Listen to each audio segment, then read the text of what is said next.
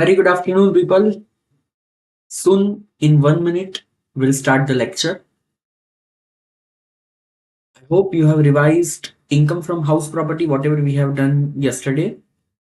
Homework section question answers are also uploaded on BB Virtual's dashboard. So I hope you have started that calculation also because the chapter is already done.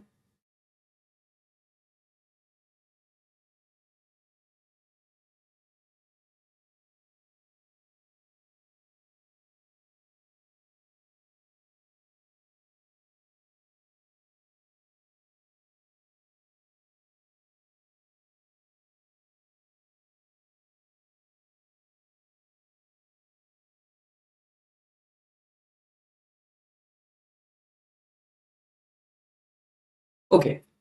Once again, a very good afternoon to all of you.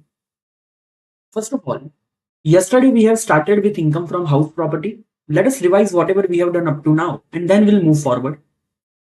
First, Section 22 prescribe three conditions to make any property a house property. There has to be a building or land appurtenant thereto. Assessee should be the owner of the property. Property should not be owned for the purpose of own business or profession. If these three conditions are fulfilled, any property can be termed as house property. Now, once any property is house property, we have to decide which kind of house property it is. If it is used for your staying purpose, it will be SOP, that is self-occupied property. If the property is given on a rent to somebody, it will be LOP, that is let out property. If it is neither used for staying purpose nor used for renting purpose, and the full year it is vacated, it will be called as deemed let out property. Achha, if you have more than two SOP, can I say up to two SOP, it will be SOP. Balance SOP will be called as deemed LOP. Then we saw the structure of calculation. Gross annual value minus municipal tax paid by the owner during the previous year. So you will get net annual value minus deduction under section 24. Clause A, 30% of NAV. Clause B, interest on borrowed capital. You will get your income from house property. Section 23 tells us how to calculate gross annual value. Municipal rent or fair rent, whichever is higher, that amount or standard rent, whichever is lower, that is called as expected rent or actual rent, whichever is higher. And actual rent is to be taken on an accrual basis, that is due basis. Okay, then we saw that if any rent which is not realizable, it is accrued, but it is not realizable, it is not recoverable, and all the three conditions of rule 4 are satisfied, it is called as unrealized rent.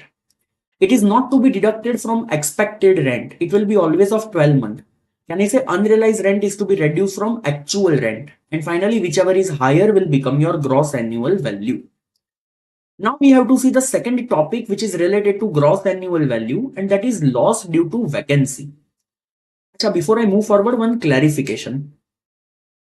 Many students who has purchased the course from BB Virtuals have got the study material, and there is a small mistake in the study material ka cover page. It is written group 2 paper 7. It is actually wrongly printed. The notes which are given to you is updated one, is the same notes which I am using over here. Just the numberings are written wrongly on the cover page. It is group 1 paper 3A. That is the only difference. Otherwise it is one and the same only. That is updated notes only and the same which I am using in the lectures. Now the second topic which is given over here is loss due to vacancy. Now, what is loss due to vacancy? Okay.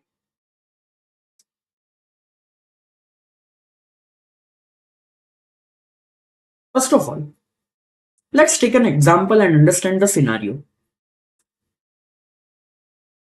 Let's say expected rent.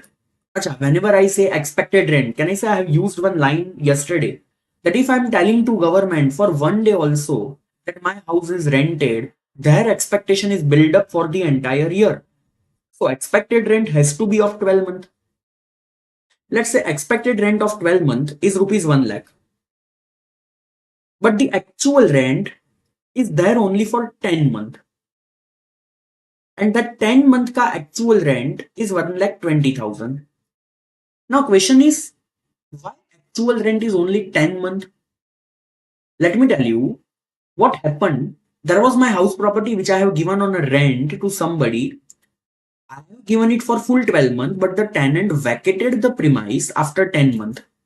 He said, now I'm getting some more property and that is at a lesser rent. So I said, okay, bye. So after 10 months, he vacated the premise. So now what happened? I found some another tenant, but ultimately I failed to found another tenant. And for the balance of the 2 months, February and March, my property was vacated. It was not in use at all. I could not find any kind of tenant for this upcoming 2 months. So my property was rented for 10 months, vacated for 2 months. Acha, tell me, if it is vacated for 2 months, can I say loss due to vacancy? Because this 2 month ka rent I cannot realize. It is not accrued because of vacancy. And that's why the 2 month ka rent which I have not recovered is called as loss due to vacancy. Yeah, but isn't it the property will be called as deemed LOP? Because it is neither rented nor you are using it for your staying purpose. So will it not be called as deemed LOP? No, it will not be called as deemed LOP because I have told you deemed LOP means a property which is neither used for staying purpose nor used for renting purpose for full 12 months. Here can I say my property is rented for 10 months, vacated only for 2 months. Deemed LOP ka concept don't come into the picture. Loss due to vacancy ka concept comes into the picture. Now what happens when it is a loss due to vacancy? Please understand. Can I say already I have reduced?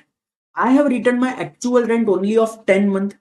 And if it is only 10 months, that means that 2 month ka rent I have not included. Anyways, it is not supposed to be included because rent is to be included in actual rent only if it is accrued. However, this 2 month ka rent is not accrued because the tenant is not staying in that property. So it has to be reduced, which I have reduced already.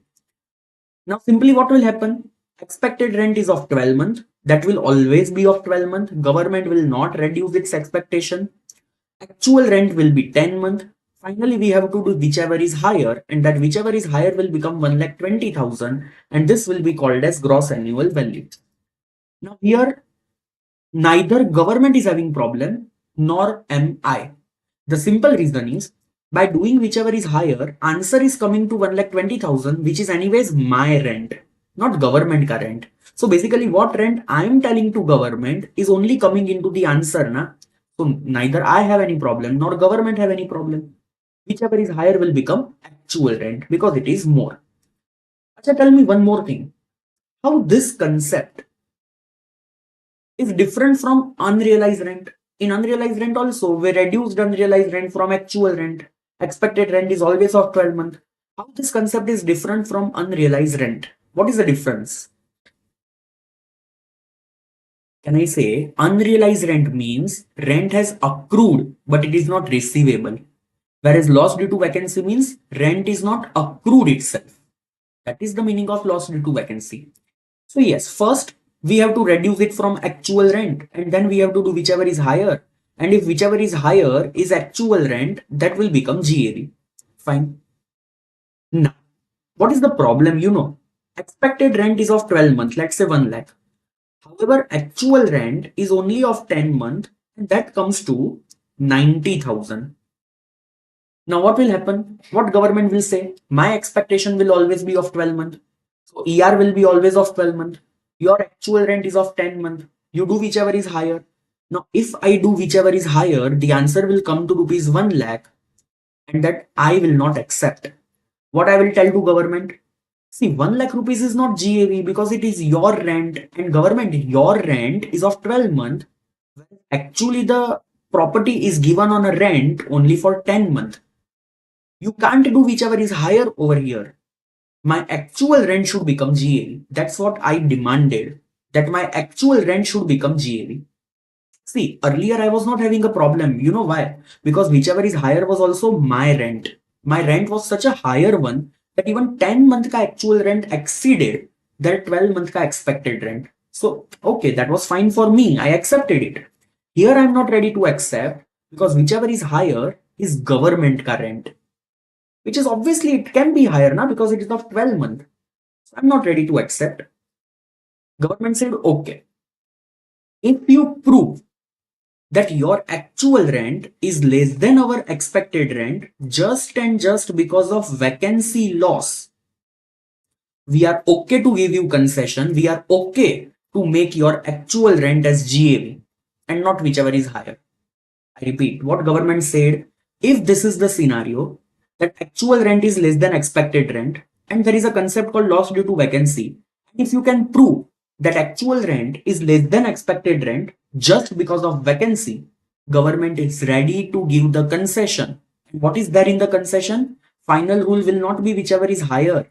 Actual rent will become GAV. So here, how to prove it? Very simple. Just assume if there would have been no vacancy, if I would have received full year 12-month ka rent, what would have been my actual rent? Tell me, what would have been my actual rent if there would have been no vacancy?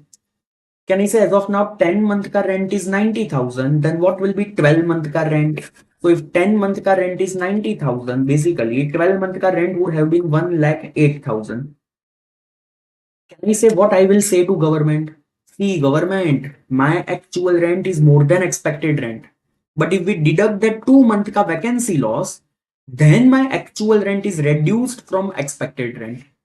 So can I say here my AR is less than ER just and just because of vacancy, because that comparison we have done. And yes, it is a genuine reason. Whichever is higher will not be done. GAV will be 90,000. What will be the GAV? 90,000. Let me give you one more example. We'll do again and again so many examples to understand this concept because it is little bit technical one. Let's say expected rent, which will be always of 12 month, 1 lakh. Actual rent, which in my example, let's say 10 month because 2 month loss due to vacancy, 80,000.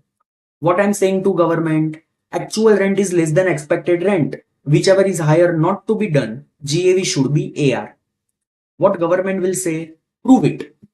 What I'm supposed to prove? I have to prove that AR is less than ER just due to vacancy. Now for this, what I have to assume? Let us assume there is no vacancy. So I would have received rent of full 12 month.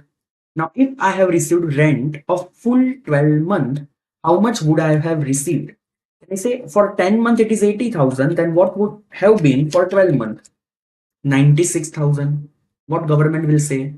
See, if you are adding back your vacancy loss, then also your AR is less than ER.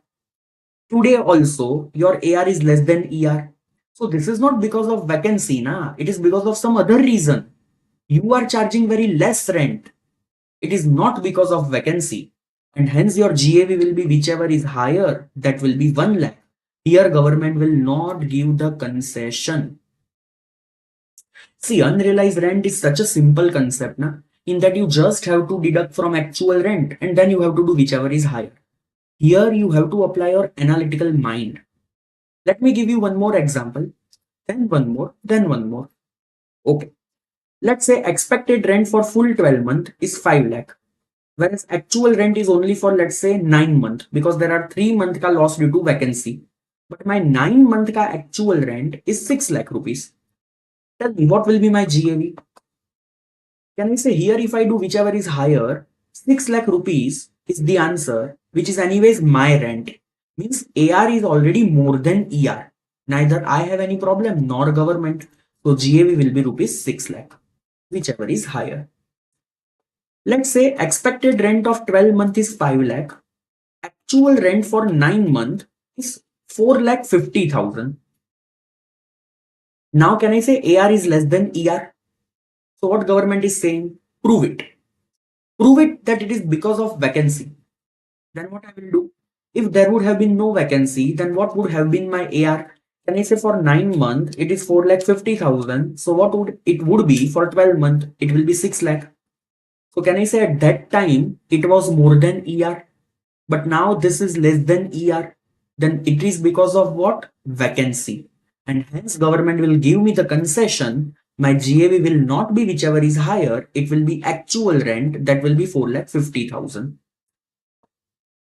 One more. Let's say expected rent for 12 month 5 lakh. Actual rent, which is only for 9 month, is let's assume 4 lakh. Tell me, again my AR is less than ER. I am asking for the concession. What government will say? Prove it.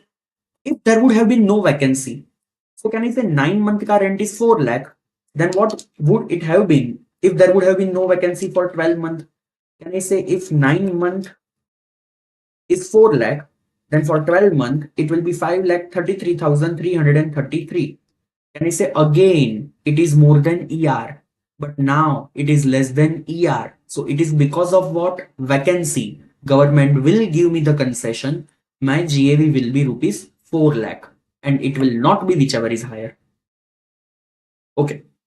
Let's say expected rent of 12 month is 5 lakh. Actual rent of 9 month is only rupees 3 lakh. I'm asking the concession. Government said prove it. If there would have been no vacancy, then what would have been my actual rent? If for 9 month it is 3 lakh, then what it would have been if it is for 12 month? It will be 4 lakh. It will be 4 lakh. Can I say that was also less than ER? Today also less than ER. So it is not because of vacancy. You are charging very less rent and hence your GAV will not be whichever is higher. Sorry, your GAV will be whichever is higher. Concession will not be given. GAV will be rupees 5 lakh. Are you understanding this? So when your AR is less than ER and loss due to vacancy is there in your picture, you have to do this analysis and then you have to find out that whether concession will be granted or it will be simple whichever is higher. See how I have written this entire provision over here. If AR is more than ER, then to no question at all. It will be whichever is higher. GAV will be actual rent. If AR is less than ER, so can I say now government will ask for the proof? Then what I will do? If there would have been no vacancy, means I will add my vacancy loss. If after adding my vacancy loss, that amount is more than ER, but today it is less than ER, government will give me the concession, GAV will be actual rent. However, if I add the vacancy loss and that notional amount is also less than or equal to ER, and today also it is less than ER, government will not give me the concession, GAV will be whichever is higher and that will be expected rent. See, all this comes in real life only when income tax officer has a doubt. Otherwise, yesterday only I told you that in real life, generally what happens, actual rent becomes gross annual value. This all things come into the picture when government has a doubt on your GAV. In exam, so we have to do this compulsory. I have written some 4 example over here. Then again, we'll do extra question number 1. First of all, you solve this example. 12 month का expected rent is given, 10 month का actual rent is given because 2 month is lost due to vacancy. Compute GAV over here in all these 4 example. Start solving it.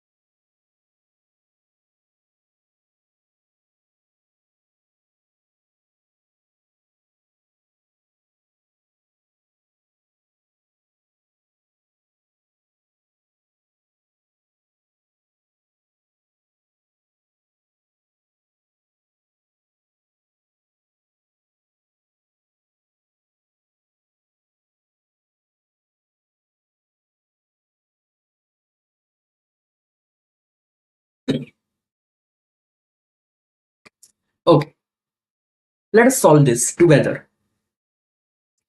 Expected rent of 12 month is rupees 3 lakh, whereas 10 month ka actual rent is 3 lakh 20,000. Can I say my actual rent is more than expected rent? I don't have to do any kind of comparison. My GAV will be whichever is higher, that will be 3 lakh 20,000. Now let's say expected rent is 3 lakh, actual rent for 10 month 2 lakh 80,000. Means it is less than expected rent. I have to count a notional loss. What if there would have been no vacancy? Can I say if 10 month it is 2 lakh 80,000, how much it will be if there is no vacancy? So that amount will come to 3 lakh 36,000. At that time, it was more than expected rent. Now this is less than expected rent. So why this happened? Because of vacancy. Government will give the concession. GAV will be 2 lakh 80,000. Now let's say over here, my actual rent is only 2 lakh 20,000. If there would have been no vacancy, then can I say it will be 2 lakh 64,000? Means this is also less than expected rent. Today also it is less than expected rent. It is not because of vacancy. It is because of any other reason. Government will not give me the concession. My GAV will be expected rent. That will be rupees 3 lakh. Last. Expected rent is 3 lakh. 12 month. Actual rent of 10 month is 2 lakh 50,000. If there would have been no vacancy, can I say my notional rent would have been rupees 3 lakh? Now tell me what will be the GAV. Concession will be given or not? Concession will be given or not? It will not be given because I have written the provision very carefully. If after adding the vacancy loss also the amount is less than or equal to ER, concession will not be given. GAV will be expected rent. That will be rupees 3 lakh. If it would have been 3 lakh 1,000, let's say, then also it would have been okay. Concession would have been given. Concession will be given. Actual rent will become your GAV only if that notional rent is more than expected rent. If it is less than or equal to expected rent, concession will not be given and it will be always expected rent. To further solve this, to further have some more clarity, I have drafted one more question, that is extra question number 1. So let us do that extra questions ka question number 1. I have to compute gross annual value. Again, 5 examples are there. Let us understand what information I have given over here. Municipal value, fair rent, SRRCA means standard rent as per Rent Control Act. Actual rent received. This is after deducting loss due to vacancy. Then for how many month property is vacated? So in some cases it is only 1 month, in 1.5 months, somewhere 10 months it was vacated. So loss due to vacancy ke months are given. How much is the vacancy rent? Now please understand this is total vacancy rent. So if let's say over here it is 1.5 month. So this 3562 represent rent of that 1.5 month. So you can directly ignore this how many months. So it is okay. This is the total vacancy rent. And when I say actual rent received, it is obviously for the balance month for which tenant was there in my property. I hope you understand the question first of all. Let us solve the first question together. And then you solve balance 4. First, can I say first, so what we have to do? We have to calculate our expected rent. Municipal rent or fair rent, whichever is higher. That amount of standard rent, whichever is lower. So over here, it will be 29750. Now, what is the actual rent given over here? 33,000. Can I say actual rent is more than expected rent? You don't have to see anything else. Your GAV will be whichever is higher. GAV will be 33,000. Okay, solve this second one. Solve the second one.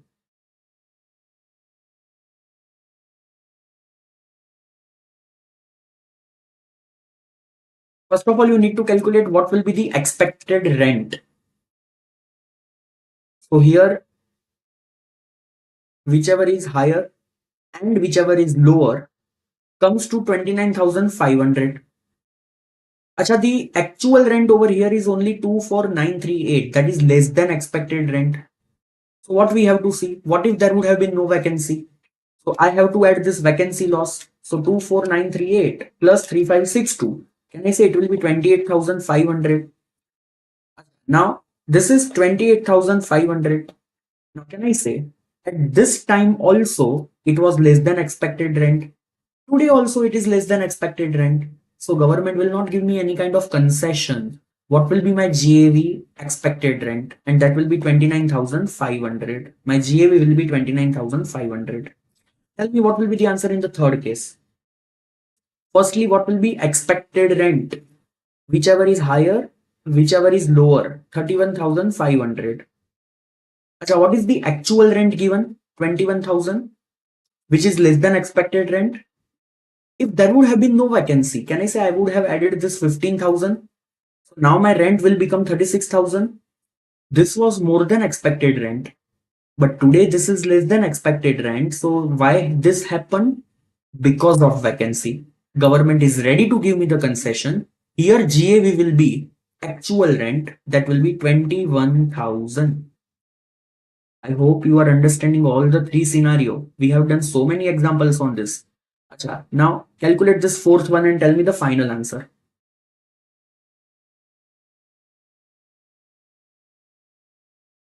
This kind of question will not come into the exam. Now this will become a small adjustment. As of now, though, we are gathering one by one each and every step. And then whole and sole question will come.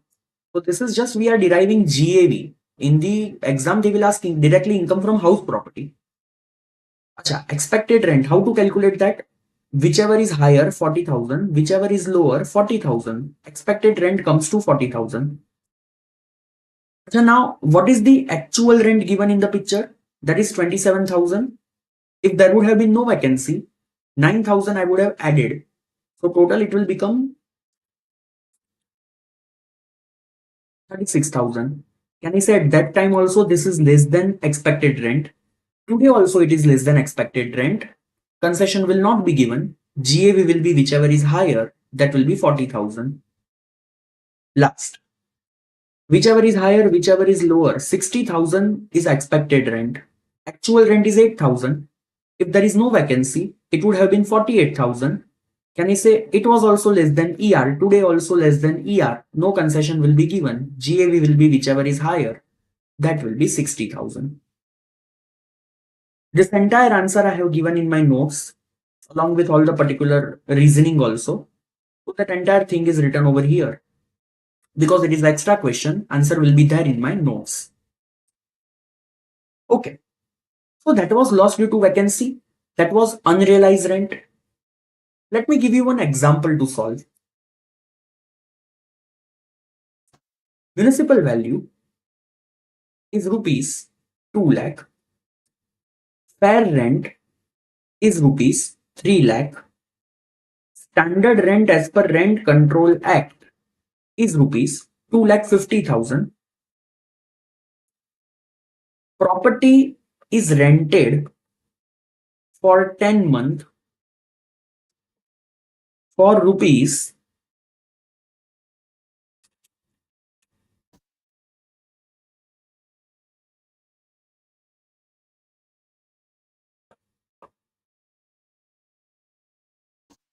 24,000 per month. So why only 10 months? Because tenant vacated the premise. So 2 months is basically lost due to vacancy. Now out of this 10 month, 1 month rent could not be realized. And let's assume all the condition of rule 4 satisfied. So what I have given unrealized rent concept also, which is of 1 month. So what would have happened? Tenant is there in the property for 10 months. In that last month car rent is not recoverable. So I told him to vacate my premise. And for the balance 2 month, there is no tenant in my premise. So basically 1 month is unrealized rent, 2 month is lost due to vacancy. Can I say brilliantly I have merged two things over here. One is unrealized rent, one is lost due to vacancy. How to solve GAV if these two concepts are in the same question? You solve it first. You apply your mind. First you have to apply unrealized rent. Then you have to apply the concept of loss due to vacancy. You solve it on your own and then I'll guide you what to do in this case.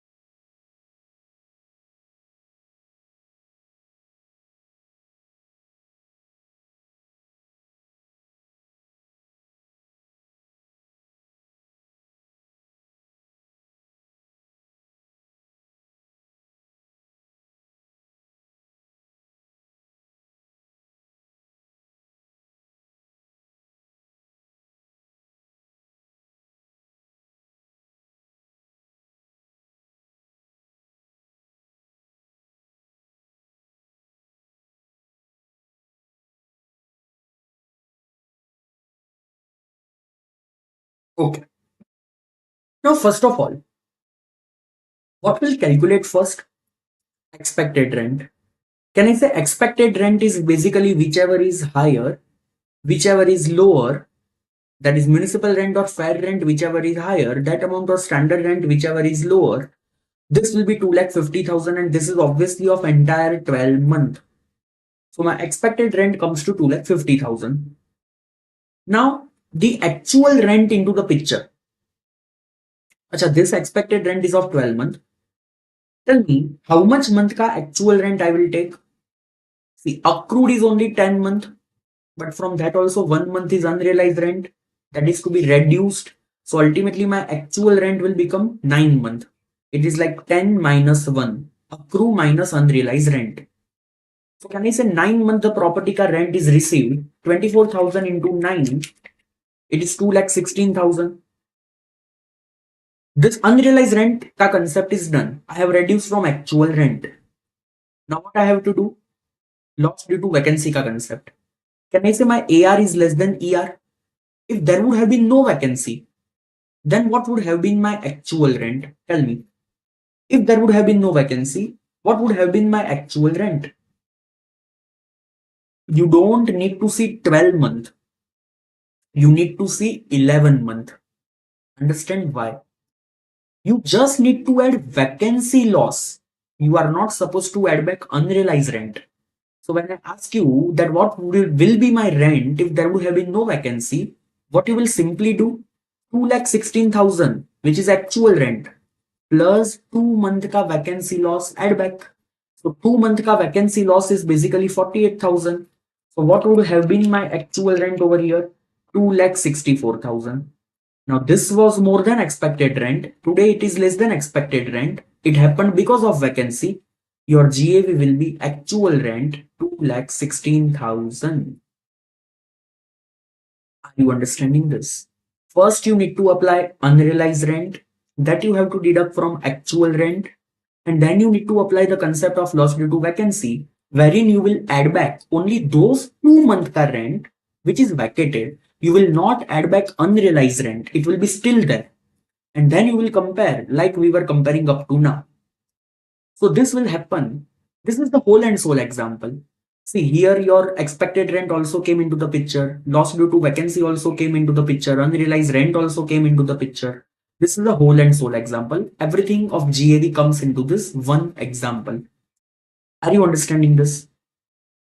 Tell me, up to now, whatever GAV we have found, it is regarding which property? Is it for LOP, SOP, deemed LOP all? No. It was only for let out property because everywhere actual rent word was there. The property was actually given on rent. But can I say for the property which is self-occupied, there is no actual rent? The property which is deemed let out. What is the meaning of deemed let out? I'm not saying it is let out. Government is assuming that it is let out. So obviously there is no actual rent into the picture. And that's why whatever we have done up to now is only applicable for one kind of property, and that is LOP. Now, can I say if the property is a self-occupied property, that means I'm staying in that property. What benefit I'm deriving it from that? What monetary benefit I'm getting? Nothing. And that's why for self-occupied property, gross annual value is 0. For self-occupied property, GAV is 0. Always 0. You don't need to calculate. So what is the meaning of deemed let out property? Can I say deemed let out property means a property which is not given on rent, but government is assuming that it is given on rent. Means there is something called as government ki expectation. ER is there, but there is nothing called as actual rent. And if any information is not there, ignore that. That will become your GAV. Means if it is a deemed LOP, what will become my GAV? Expected rent. This is very simple. See what I have written over here. GAV for SOP 0. GAV for deemed LOP expected rent. You just have a quick go through on this loss due to vacancy concept and these two lines. Just have a quick go through of this.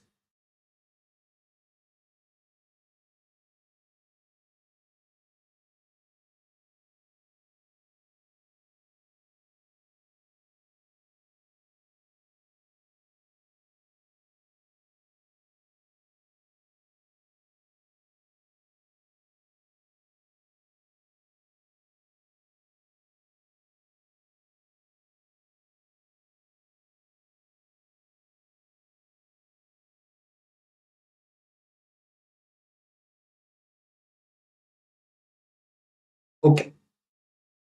We are done with the very first step, and that is gross annual value. Now, after gross annual value, what is the second step in the structure? Municipal tax paid by the owner during the previous year. Let us understand whole and soul all the things regarding this one line. Municipal tax paid by the owner during the previous year. Now, let me tell you, municipal tax is not only one tax, it is a huge word. Municipal tax means any kind of tax which is covered by state government for your property or peripherals. So municipal tax include first of all to municipal tax. Second, it include property tax also. Third, it also include water tax. Then any kind of drainage system tax, sewage tax, etc. That is also included within this. And all this combinedly called as what? Municipal tax. All this combinedly called as municipal tax. So if in your question, they have not used the word municipal tax, but they have given you property tax, they have given water tax, they have given sewage tax, you will do total of all this and that will be deducted as a municipal tax. Because this is a direct expense. This is the expense regarding your house property. So income tax department is okay to give you deduction of this so that your taxable income went down and your tax payable goes down. Now, what if in the question they have given municipal tax is 10%? Now, you need to calculate the amount for deduction. They have given municipal tax is 10%. On which amount you will apply this 10%? Option number 1, you will apply on municipal value. Option number 2, you will apply on expected rent. Option number 3, you will apply on gross annual value. Option number 4, you will apply on actual rent. Tell me, this percentage you will apply on which value? Can I say it is always of municipal value? Yesterday when I explained the term municipal value, I said that state government determine a notional rent value of each and every kind of property in every area so that state government can charge municipal tax on that. So if any percentage is given in your particular question, that percentage you will apply on which value? Municipal value. Okay. What if I tell you that your municipal tax accrued during the year 25,000? However, during the year 24-25, you paid only 20,000. So for the year 24-25, accrued is 25,000, paid is only 20,000. Tell me, how much deduction I will get? How much deduction I will get while computing income from house property?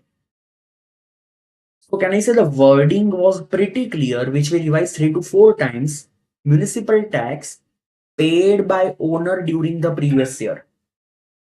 Here we can't take the deduction on accrual expense. We have to take the deduction only if it is paid. And how much is paid over here? 20,000. So what will be the deduction amount? 20,000. See, the rental income we have to take on accrual basis, but the deduction we have to take on compulsory on a payment basis. So municipal tax is to be deducted only if it is paid. Achha. Let's say the property ka municipal tax 25,000. During the year, owner of the property paid 20,000, whereas as per the agreement, tenant will pay remaining 5,000. Both paid during the year itself. Total payment has been done 25,000. Owner has done the payment of 20,000. Tenant has done the payment of 5,000. Tell me, what will be allowed as a deduction? What will be allowed as a deduction? And this is also pretty clear as per that one line. Municipal tax paid by owner during the previous year. So I will get deduction only what I paid, that is 20,000. I will not get the deduction what my tenant paid. Okay. Let's say during the year 24-25, 25,000 rupees is the municipal tax. We paid only 22,000. So how much deduction will be allowed? 22,000 because we paid only 22,000. Now, in the very next year, 25-26, what we did, first we paid what was outstanding of last year, 3,000, which belongs to 24-25, paid in the year 25-26. We also paid some further 20,000, which belongs to 25-26. Total we paid 23,000. Tell me, How much deduction will be allowed in 25-26? How much deduction will be allowed in the year 25-26? Is it only 20,000 which belongs to 25-26? If you say yes, then can I say to this 3,000, what an injustice has been done? Last year you have not allowed by saying that you are not paid. This year you are not allowing that 3,000 by saying that you don't belong to this year. Then where this deduction will go? And that's why what government is saying that you will get deduction of full 23,000. You don't need to see of which year it belongs to. What you need to see in which year you paid. Can I say I paid 23,000 during this year 25-26? I will get full deduction 23,000. So even though you paid for so many years combinedly during the year, you will get entire deduction. Acha, now let's say during the year 24-25, I paid municipal tax 20,000, but there was a delay of 1 month or so. So basically government charged interest of 1,000 and some penalty also, totaling to 1,000. Total I paid 21,000. How much will be allowed to me as a deduction? How much will be allowed to me as a deduction?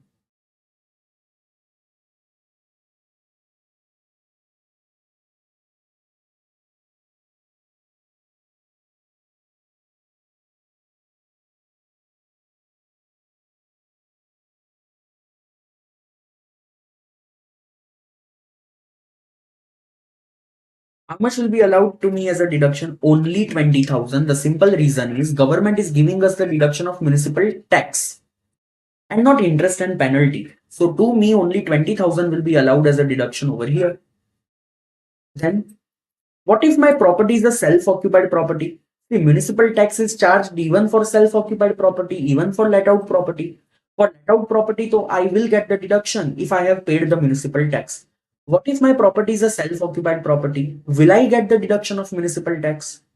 The question arises because GAV of such self-occupied property is zero, and hence I will not get municipal tax deduction also. It will be assumed as zero.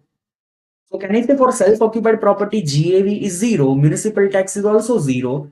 So by default net annual value is also zero as per the structure. So GAV also zero, municipal tax also zero, net annual value also zero. But what if my property is a deemed let out property? Can I say there is something called as GAV, which is expected rent? And if there is a income, I will get the deduction also for the expenditure. So here I will get the municipal tax cut deduction like I am getting in let out property when it is paid by the owner during the previous year. One last question. What if I am a R and OR? What is the meaning of R and OR? Resident and ordinary resident of India, that is the full form. What is the meaning thereby? Global income taxable in India. Let's say I have a house property in USA from where I'm getting a rental income. Just because I am a R and OR, can I say this rental income will be taxable in India and that will become my gross annual value? Now, USA ki government is also charging municipal tax from me and which I have paid during the year. My doubt is, while calculating our Indian income tax, can I deduct that municipal tax which I have paid to USA government?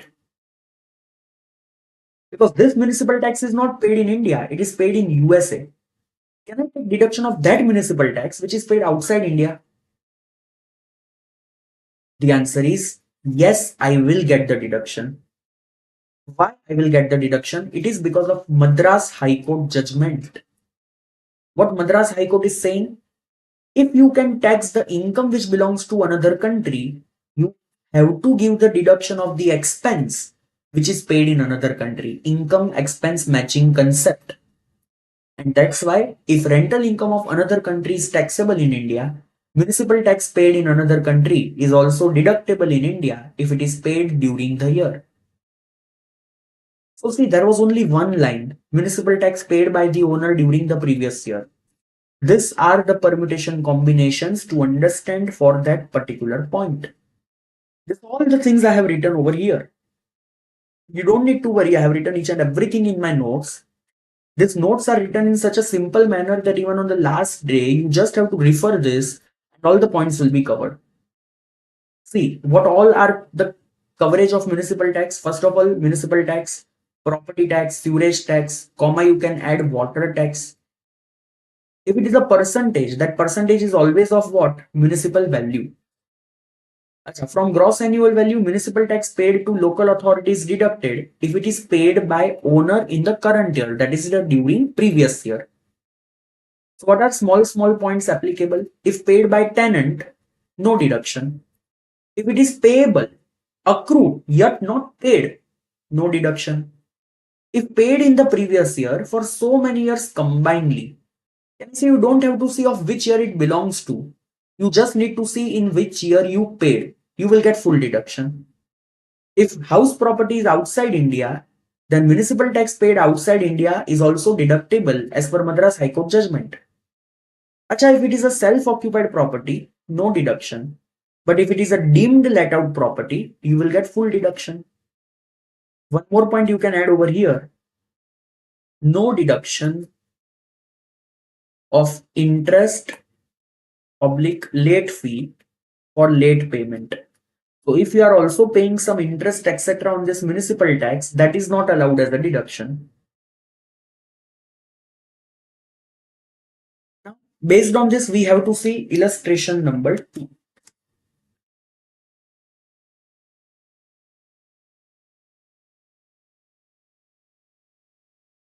This all are basically of ICI. Illustrations are of ICAI. And ICI has given so many brilliant examples for each and every concept. Rajesh, a British national, is a resident and ordinary resident in India. During the year 24-25, he owns a house in London which he has let out at £10,000 per month. The municipal tax paid to Municipal Corporation of London is £8,000 during the year 24-25. The value of £1 to Indian rupee may be taken at rupees 95. Compute Rajesh's net annual value. They have not asked income from house property. They have just asked what is the net annual value. Calculate and tell me what will be net annual value.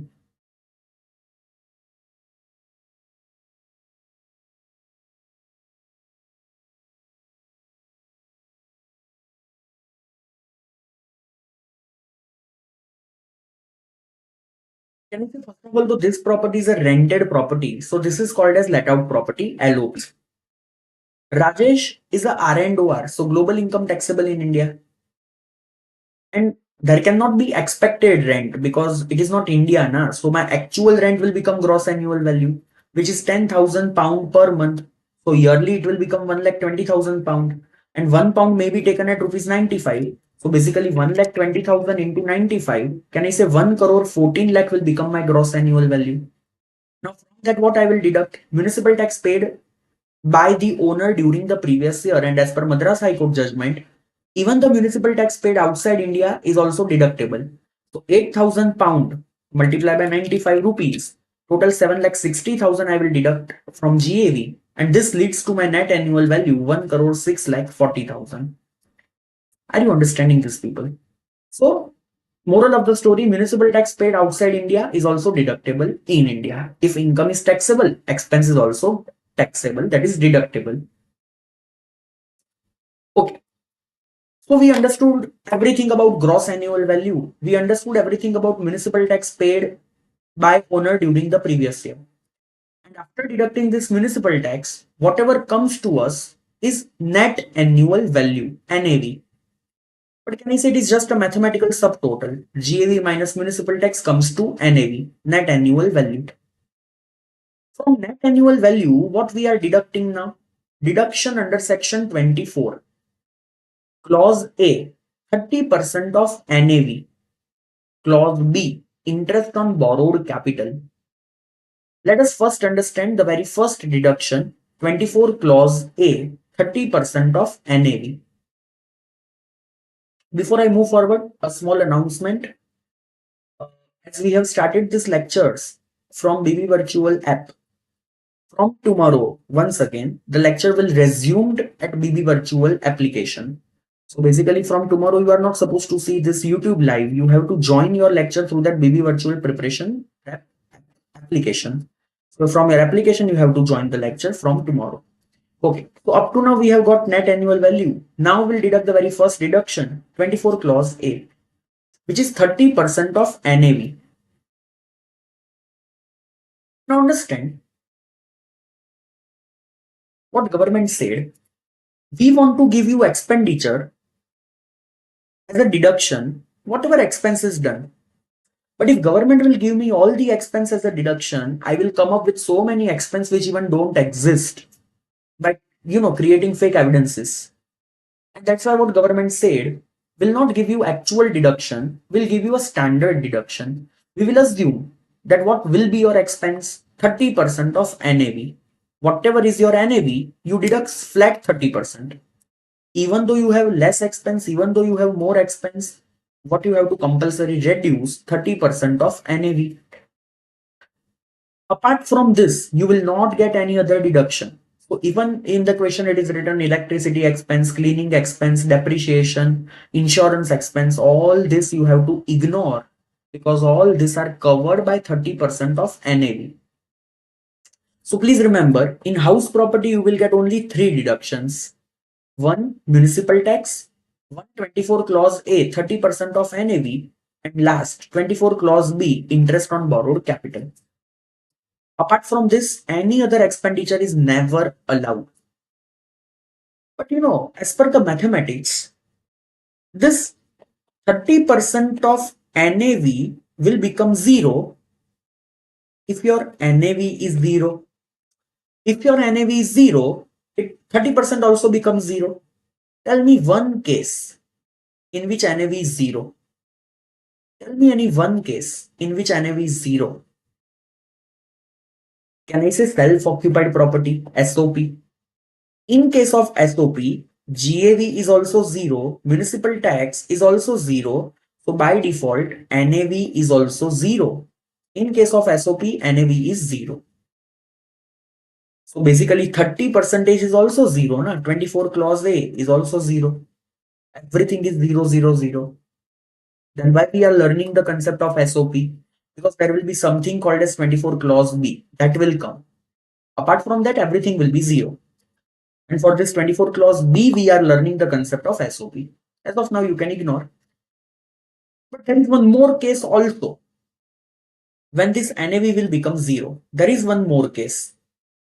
And that is 23 subsection 5. It is a very independent case. This particular point can come into your examination just as an MCQ, not in any other manner. It can just come as an MCQ. So you can mark this particular point for MCQ purpose. What we are learning as of now, first we are learning about 24 clause A, 30% of NAV, but that will become zero if my net annual value is zero. Then what we are learning as of now, when my net annual value will become zero, there are two cases in which my NAV is zero. One, if the property is SOP. Second point we are learning as of now. Which is the second point? Builder community is very strong community in our country because this builder community has a huge political connections also, and because of that connections government has to give them concessions. And to any community, if they demand something which is reasonably genuine, generally income tax department gives them those concessions. And here also to the builder, some concession is given because their demand was very genuine. Let's take an example. If there is a company ABC Limited which is engaged into business of construction of the building and selling the same. Now company has constructed, let's say, 5 building, but this 5 building could not be sold. It is still unsold and it is in stock in trade. But now can I say there is some building, that building is still in the ownership of ABC Limited, and those building is as of now not used for business or profession. It is just be as it is. So this 5 property will become house property for ABC Limited. And if it will become house property, then we have to think which kind of house property. Neither ABC Limited is staying in this, nor it is given on a rental basis. This is fully vacated for the entire year. So this house property will become deemed let out property. And if it is a deemed let out property, can I say gross annual value will be counted, expected rent?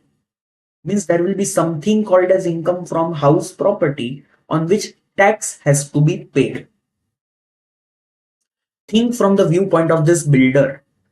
His entire working capital is blocked. He could not sold this property. He is basically running into losses.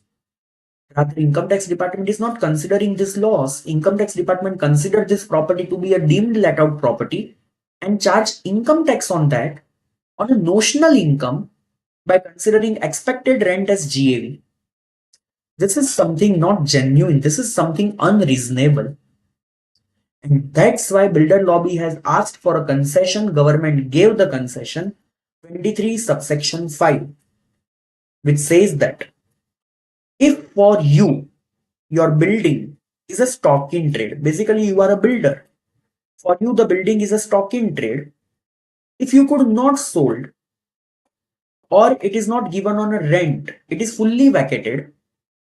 It is called as deemed LOP, but the NAV will be counted 0. Even though it is deemed LOP, NAV will be counted 0 up to 2 years. Concession is given, but it is not lifetime concession. If you could not sold the property up to 2 years, your NAV will be 0. If after that also it is still there in your stock in trade, we will start calculating notional rent. We will tax you after 2 years. The benefit is only up to 2 years. So once again, this benefit is given to the builder for whom the building is a stock in trade. And what is the concession given? Though it is a house property, though it is a deemed let out property, but the net annual value will be counted 0 up to 2 years. Question arises, from which date these 2 years are to be seen? Is it from my birth date? No. NAV will be 0 up to 2 years from end of the financial year in which COC received. Once again, NAV will be 0 up to 2 years from end of the financial year in which COC is received. Achha, what is the meaning of COC? Certificate of completion. What I'm saying, certificate of completion. Achha, tell me one thing. Today I am a builder. I constructed the building. And if it is okay as per me, can I call the people, come over here, stay in the house because it is ready to sell? No. I have to call the local authority. I have to ask them, you check this property once. If it is okay as per you, you pass an order that this is suitable for staying, which is called a BU permission. BU permission in real life. In sophisticated English legal terms, certificate of completion. And once that certificate is received, then only I can tell the people to come in this house and stay. So this net annual value ka zero wala benefit is available up to 2 years from end of the financial year in which certificate of completion is received from the competent authority. See, I have written one example over here. Mr. Salman is a builder who constructed 100 residential flat and office premise. COC received on 1st April 2020. He wants to know up to which year the NAV of all such property will be 0 if property is not sold out nor given on rent. You tell me up to which date Salman will get a benefit of 0 NAV. Up to which date? Tell me. It will be 31st March 2023. 31st March 2023. Why? See, 2 years are not to be counted from the date of COC. No. COC is 1st April 20. You have to see what is the end of the financial year. Can I say end of the financial year is 31st March 2021? And in that you have to add 2 years. That will come to 31st March 2023. So the 0 NAV ka benefit is up to 31st March 2023. If we closely see this example, Mr. Salman has got the benefit for 3 years. See, because the year in which COC is received, that year though you are anyways getting the benefit. After that, for another 2 years, you are getting the benefit. So here, Mr. Salman ultimately got the benefit for effectively 3 years. But what the provision you have to use while speaking, while applying? 2 years from end of financial year in which certificate of completion is obtained from competent authority. Please read this 23 subsection 5 once. This just can come as an MCQ. It can't be merged with any other particular question.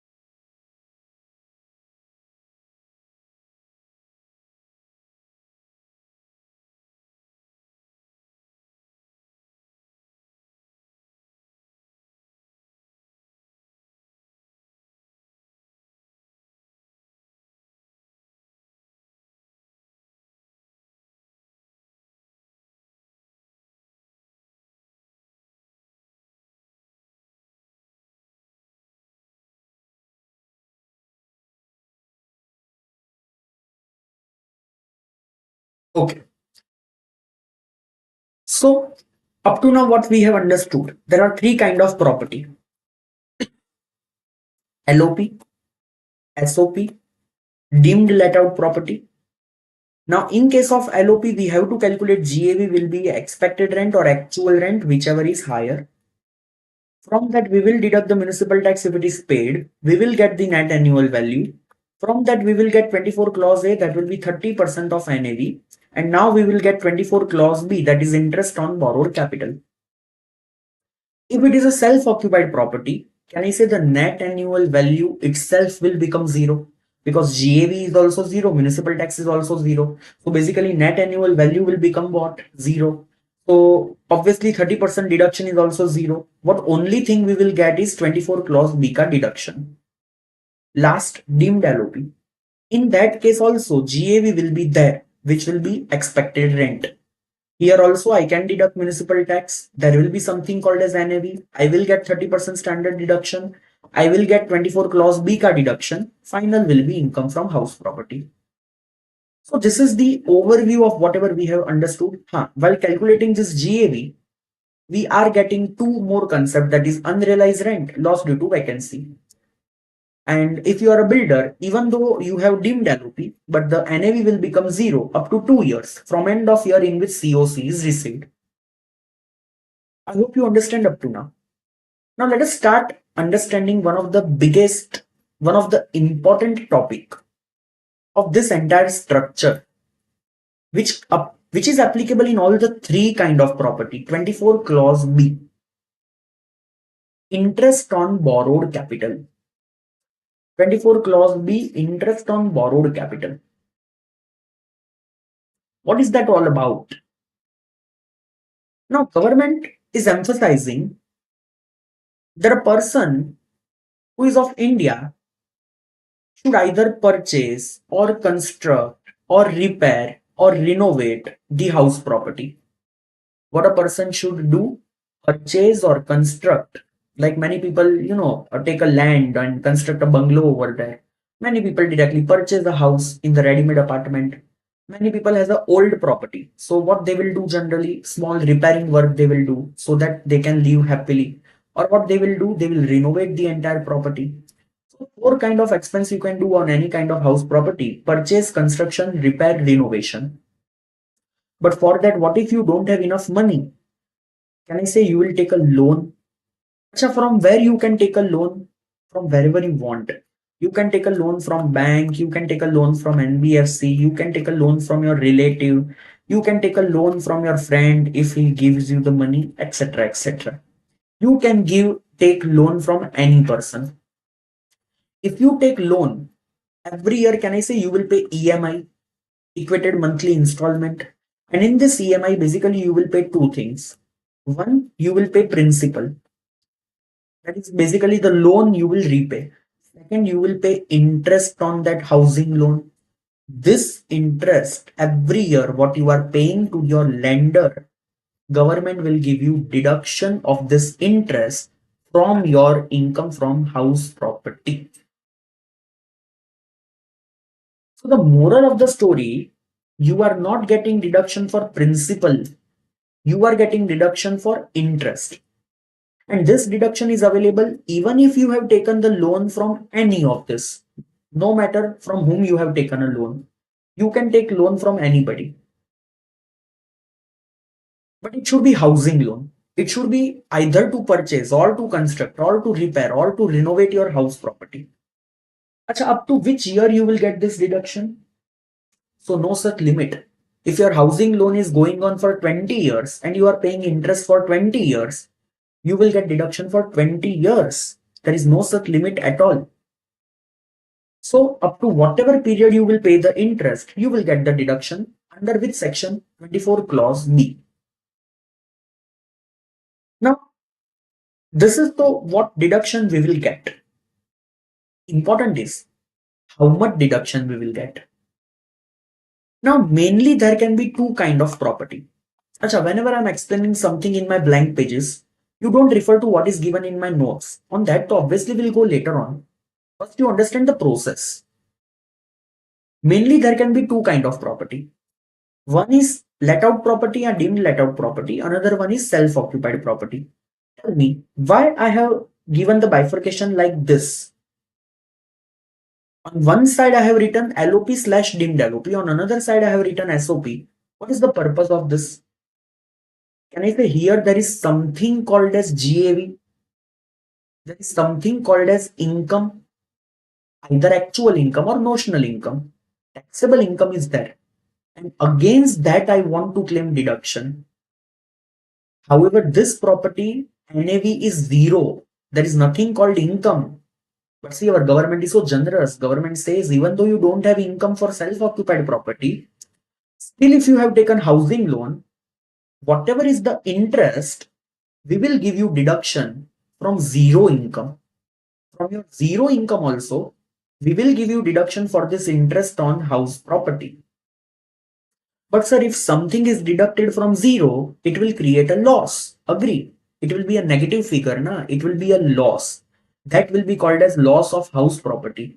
And in income tax, losses are very good because those loss will be set off against my other income, which will reduce my overall taxable income, which will reduce my tax payable. So ultimately, this interest will be given as a benefit from my income. It will be allowed as a deduction from my income, which will create a loss, and this loss will be set off against my other taxable income. So this is a very good thing that government is giving you. Basically, what government is trying to tell you, if you stay in a rented house, whatever rent you will pay, it is your personal expense. We will not give you deductions. You have to pay income tax on your salary income fully. Mainly this particular provision is for salaried, to please the salaried people. But if you take your own house, you will pay interest every year. That interest we will allow you as a deduction from your zero income. That will create a loss which you can set off against your salary income or PGBP income as the case may be, which reduces your ultimate tax liability. Okay, so on one side you are getting the deduction, income is also there, deduction is also there. In case of SOP, income is not there, only deduction is there. Now, can I say over here, when the property is LOP or deemed LOP, there is something called as income and I'm taking the deduction. It is not a free deduction and hence I will get full deduction. Whatever is my interest, either of 1 lakh or 10 lakh or 1 crore, I will get that full amount as a deduction under 24 clause B without any limit. So in case of LOP or deemed LOP, either your loan can be for repair or renovation or it can be for purchase or construction. We don't care. You will get full deduction without any limit. So let's say I have a let out property for which I have taken a loan to repair the house. And current year 24-25, interest of this loan comes to rupees 1 lakh.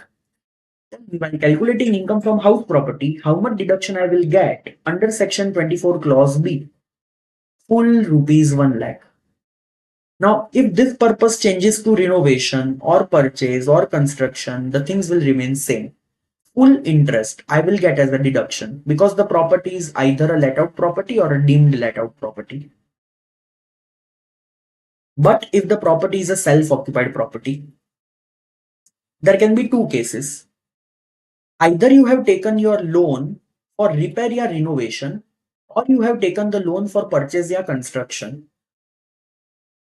Tell me why this two bifurcation? Repair, renovation or purchase, construction? How this matter? Can I say if it is a repair renovation, it must be of a smaller amount. But if it is a purchase construction, the loan must be of a higher amount.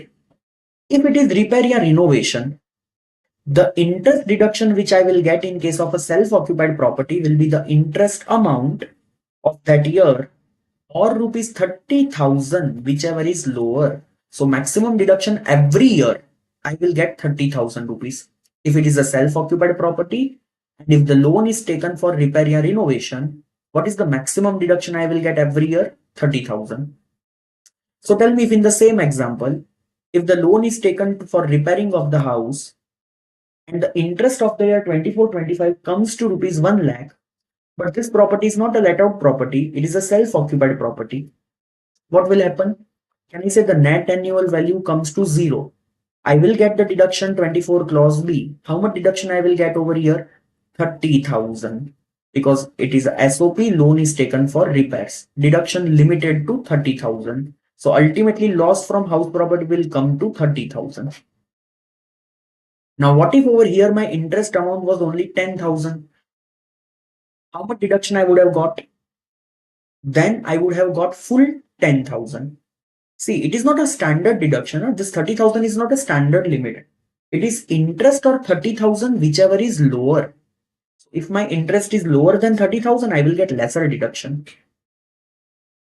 Now, if my property is SOP, loan is taken for purchase or construction.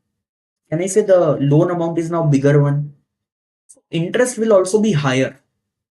Now I will get the deduction of rupees 2 lakh per year. How much deduction of interest I will get? Rupees 2 lakh if the loan is taken to purchase या तो construct the house property. But this 2 lakh rupees of deduction will be allowed only if I fulfill two conditions.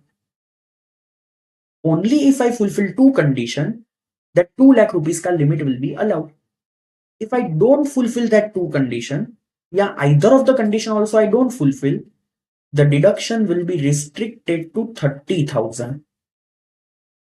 See once again, if it is a LOP or deemed LOP, either repair renovation or purchase construction, no limit at all, full deduction. If it is SOP, the loan is taken for repair or renovation, the maximum deduction will be 30,000. If it is purchase or construction, two conditions fulfilled, every year I will get deduction of rupees 2 lakh.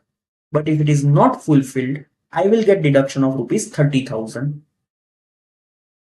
Now the only question arises, what are those two conditions? First of all, you have this into your mind. These conditions are not applicable if the property is LOP or deemed LOP into without any limit.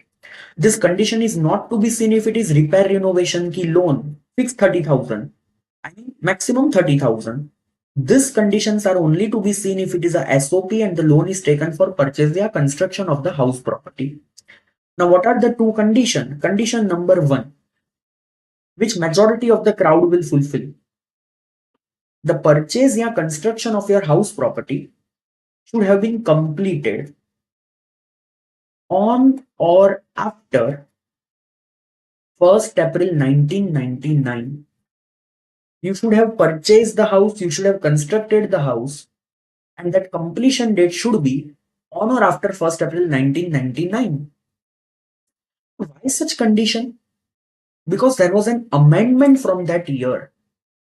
Up to the year 98-99, the deduction was only 30,000. From 1st April 99, they came up with an amendment that now onwards, whosoever will purchase the property, now onwards, whosoever will construct the property will get a higher deduction of rupees 2 lakh.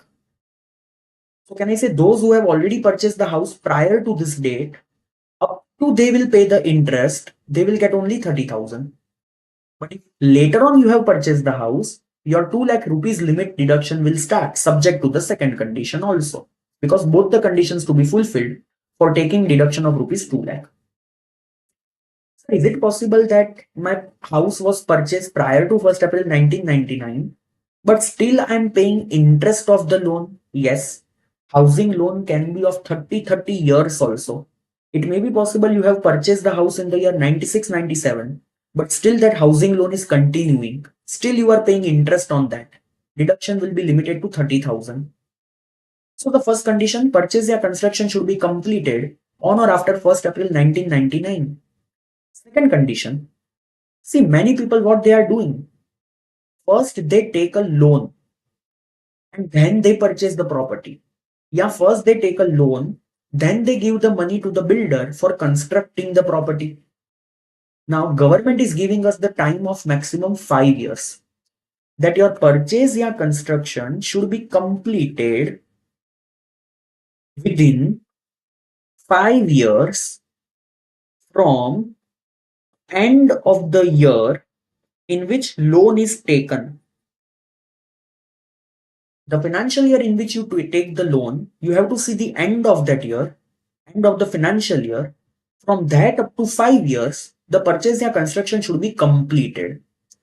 If it is completed within 5 years, from that year till whatever year you pay the interest, deduction will be rupees 2 lakh. But if you don't complete within 5 years, let's say you complete within 6 years, from that year till whatever year you pay the interest, every year you will get deduction of only 30,000 as a punishment because you have done a delay in your construction. So once again, LOP deemed LOP, either repair renovation or purchase construction, no limit at all. If it is a self-occupied property, repair renovation 30,000, purchase construction, two conditions fulfilled, limit will be 2 lakh, otherwise 30,000. What are the two conditions simultaneously to be fulfilled? First, purchase or construction should be completed on or after 1st April 1999. Second, purchase or construction should be completed within 5 years from end of the year in which loan is taken. Asha, tell me one answer. Let's say I have taken a loan on 1st May 2017 to construct a bungalow, to construct a house property.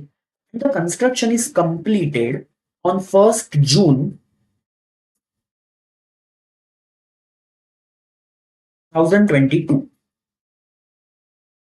And let's assume the property is a let out property.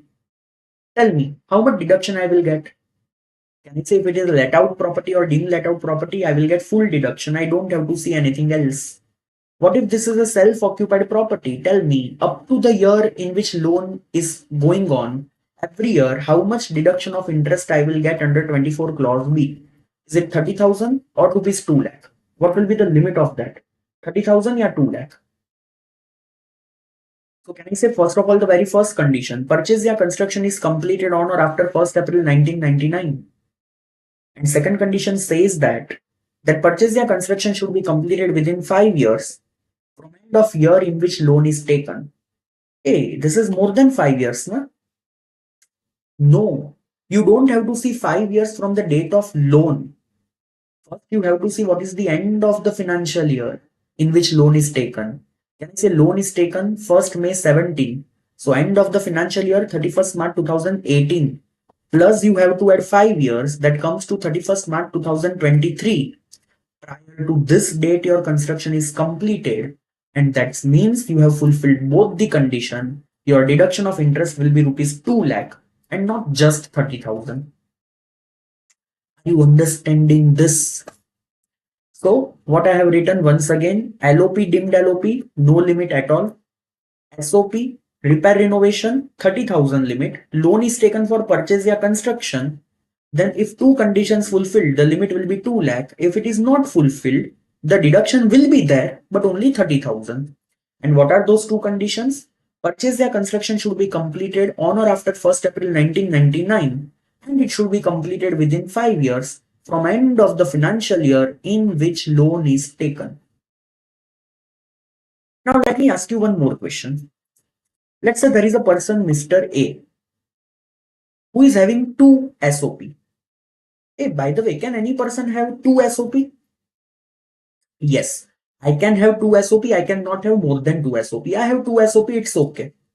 I have taken my first house property. I have taken my second house property. Acha, for the first house property, to repair the house, loan is taken and the interest comes to 35,000. For second house property, to purchase the house, loan is taken and the interest comes to 2,05,000. Can I say both the house property are SOP? And we have to do the calculation generally per house property. So can I say NAV of this property is also 0, NAV of this property is also 0, but I can take deductions now. Okay, I can take the deduction. Now here the loan is taken for repairing the house. So can I say for SOP to repair the house, deduction will be restricted to 30,000. And for second house, the loan is taken to purchase the house. And if nothing is written, you have to assume that both those conditions are fulfilled. So the deduction limit will be rupees 2 lakh. So here rupees 2 lakh, here rupees 30,000. Ultimately, how much deduction I will get combining of this 2 lakh. Combining of this both house property, my deduction will be rupees 2 lakh. Because what law has written, this 2 lakh rupees of limit which is given in SOP is per owner, not per house property. What I'm saying, the limit of rupees 2 lakh which is given in case of SOP is per owner, not per house property. Means if I have two house property, combinedly of this two, deduction cannot exceed rupees 2 lakh. And that's why what I will do, first I will restrict this 30,000, here 2 lakh, but again total will be 2 lakh 30,000, which I need to further restrict to rupees 2 lakh. Now, if these properties are let out property, no tension at all. Here also 35,000, here also 2,05,000. I will get full deduction. So what if this property is let out property, this property is self-occupied property? Then okay, here I will get full 35,000 because it is let out property. Here it will be restricted to rupees 2 lakh because it is self-occupied property. But what if this both are SOP and one owner, means total deduction cannot exceed rupees 2 lakh. Let's take one more example. Let's say there is one house property, but there are co-owner. So here Mr. A who is owner of 50% and Mrs. A who is wife owner of 50%. Achha, both of this are using the property for self-occupation. SOP. So can I say for Mr. A also the NAV will be 0. For Mrs. A also the NAV will be 0. Calculation is to be done per taxpayer. So for purchasing the house, they have taken a joint loan. And this year, interest of the entire house is rupees 5 lakh. So as the co-ownership is there, so half interest is paid by Mr. A, half interest is paid by Mrs. A. So can I say Mr. A will pay 2,50,000 ka interest, Mrs. A will also pay 2,50,000 ka interest. Tell me, how much deduction they both will get individually? How much deduction they will get individually? Is it 250, 250? Is it 2 lakh, 2 lakh? Or is it 1 lakh, 1 lakh? How much deduction they will get? My line was pretty clear. The deduction of rupees 2 lakh is per owner, not per house. See how positively it can be taken over here. Mr. A will also get a limit of rupees 2 lakh. For Mrs. A, the separate limit of 2 lakh will be there. They both can claim deduction of 2 lakh. Combinedly, they are going to take 4 lakh rupees of deduction.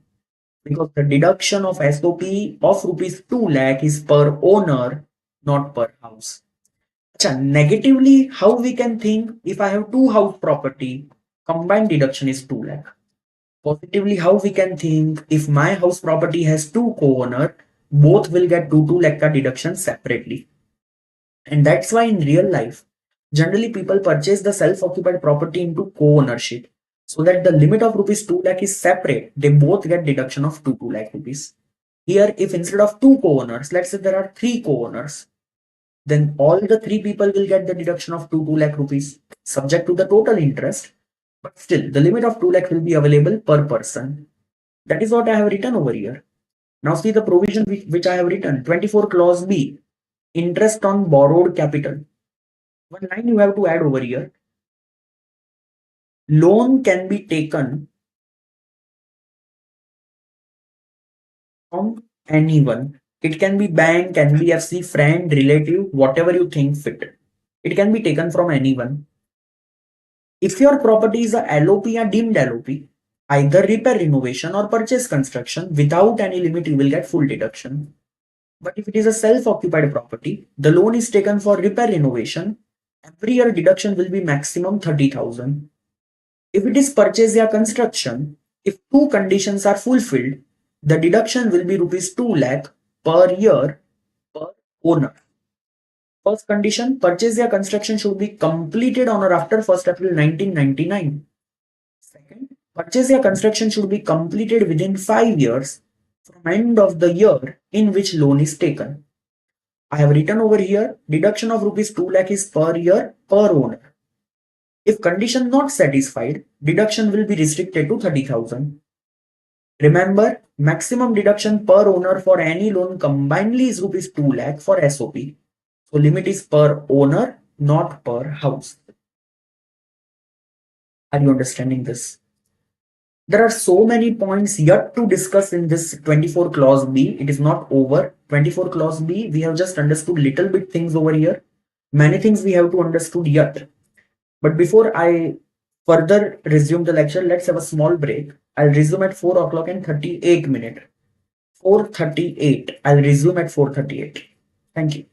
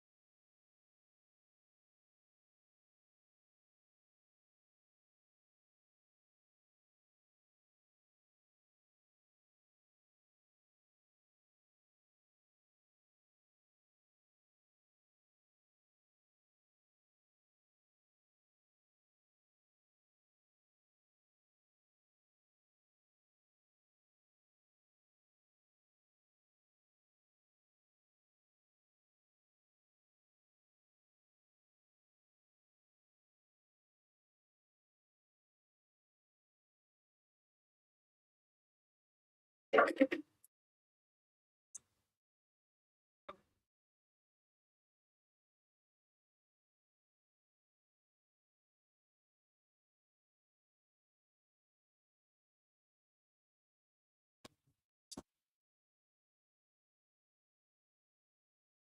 friends, let us continue with the lecture. What we have understood up to now, so far as 24 clause B is concerned, if your property is let out property or deemed let out property, you can claim deduction for any amount. If it is a self-occupied property, and if the loan is taken for repair or renovation, you can take deduction only up to rupees 30,000. And if it is for purchase or construction, if two conditions are fulfilled, you can take deduction of rupees 2 lakh. Otherwise, you can take deduction of rupees 30,000. What are the two conditions? Purchase or construction should be completed on or after 1st April 1999, and purchase or construction should be completed within 5 years from end of year in which loan is taken. Now, let me ask you some questions and let us discuss these other points. But actually, these are not others. These are very important points to taken care of this 24 clause B. Let's say for the year 24-25, the total interest which is accrued is rupees 1 lakh. However, I have paid only 90,000. Accrued is 1 lakh, paid only 90,000. How much deduction will be allowed? Now, here I will get a deduction of rupees 1 lakh because the interest deduction is not on payment basis, it is on accrual basis. So confusing now. Rent is to be taken on accrual basis, municipal tax to be deducted on payment basis, but interest is to be taken on accrual basis. So remember, entire house property works on accrual basis except municipal tax. So that's why everything we will take on accrual basis, but the municipal tax we will take a deduction as per payment basis. So here interest will be allowed as rupees 1 lakh. Okay. Now this question is very important which I'm going to ask you. If I have taken a loan in the year 23-24, however the purchase is completed in the year 24-25. So the loan is taken in the year 23-24, purchase is completed in the year 24-25. Tell me, I will start repaying the loan from 23-24. So my interest will start from the year 23-24. I will pay interest in 23-24 also, 24-25 also, and further also. From which year I will get deduction of interest? From which year I will get deduction of interest? Is it from 23-24 or it will be from 24-25? For this, you have to think something logically. Now, what logically you will think? When I'm claiming interest on borrowed capital as a deduction, when I'm computing income from house property, when I'm computing income from house property, when there is a house property, and when a property becomes a house property, when I'm the owner of the house property. Can I say in this case, I became the owner in the year 24-25? So property became house property from the year 24-25. Income from house property will be computed from 24-25. So deduction will also be received from which year? 24-25. I will get deduction from 24-25 and not from 23-24. But understand one thing. If there is 1 year, loan is taken in that financial year, even the purchase is also done in that financial year, then this problem does not arise because then the interest will start from the same financial year. The problem arises only when two financial years are separate.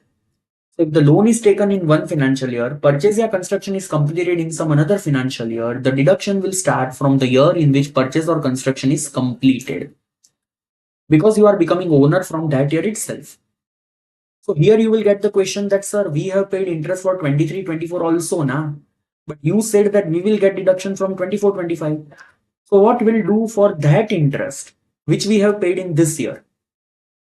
So don't get worried about that. You will get deduction of that interest also in some other manner.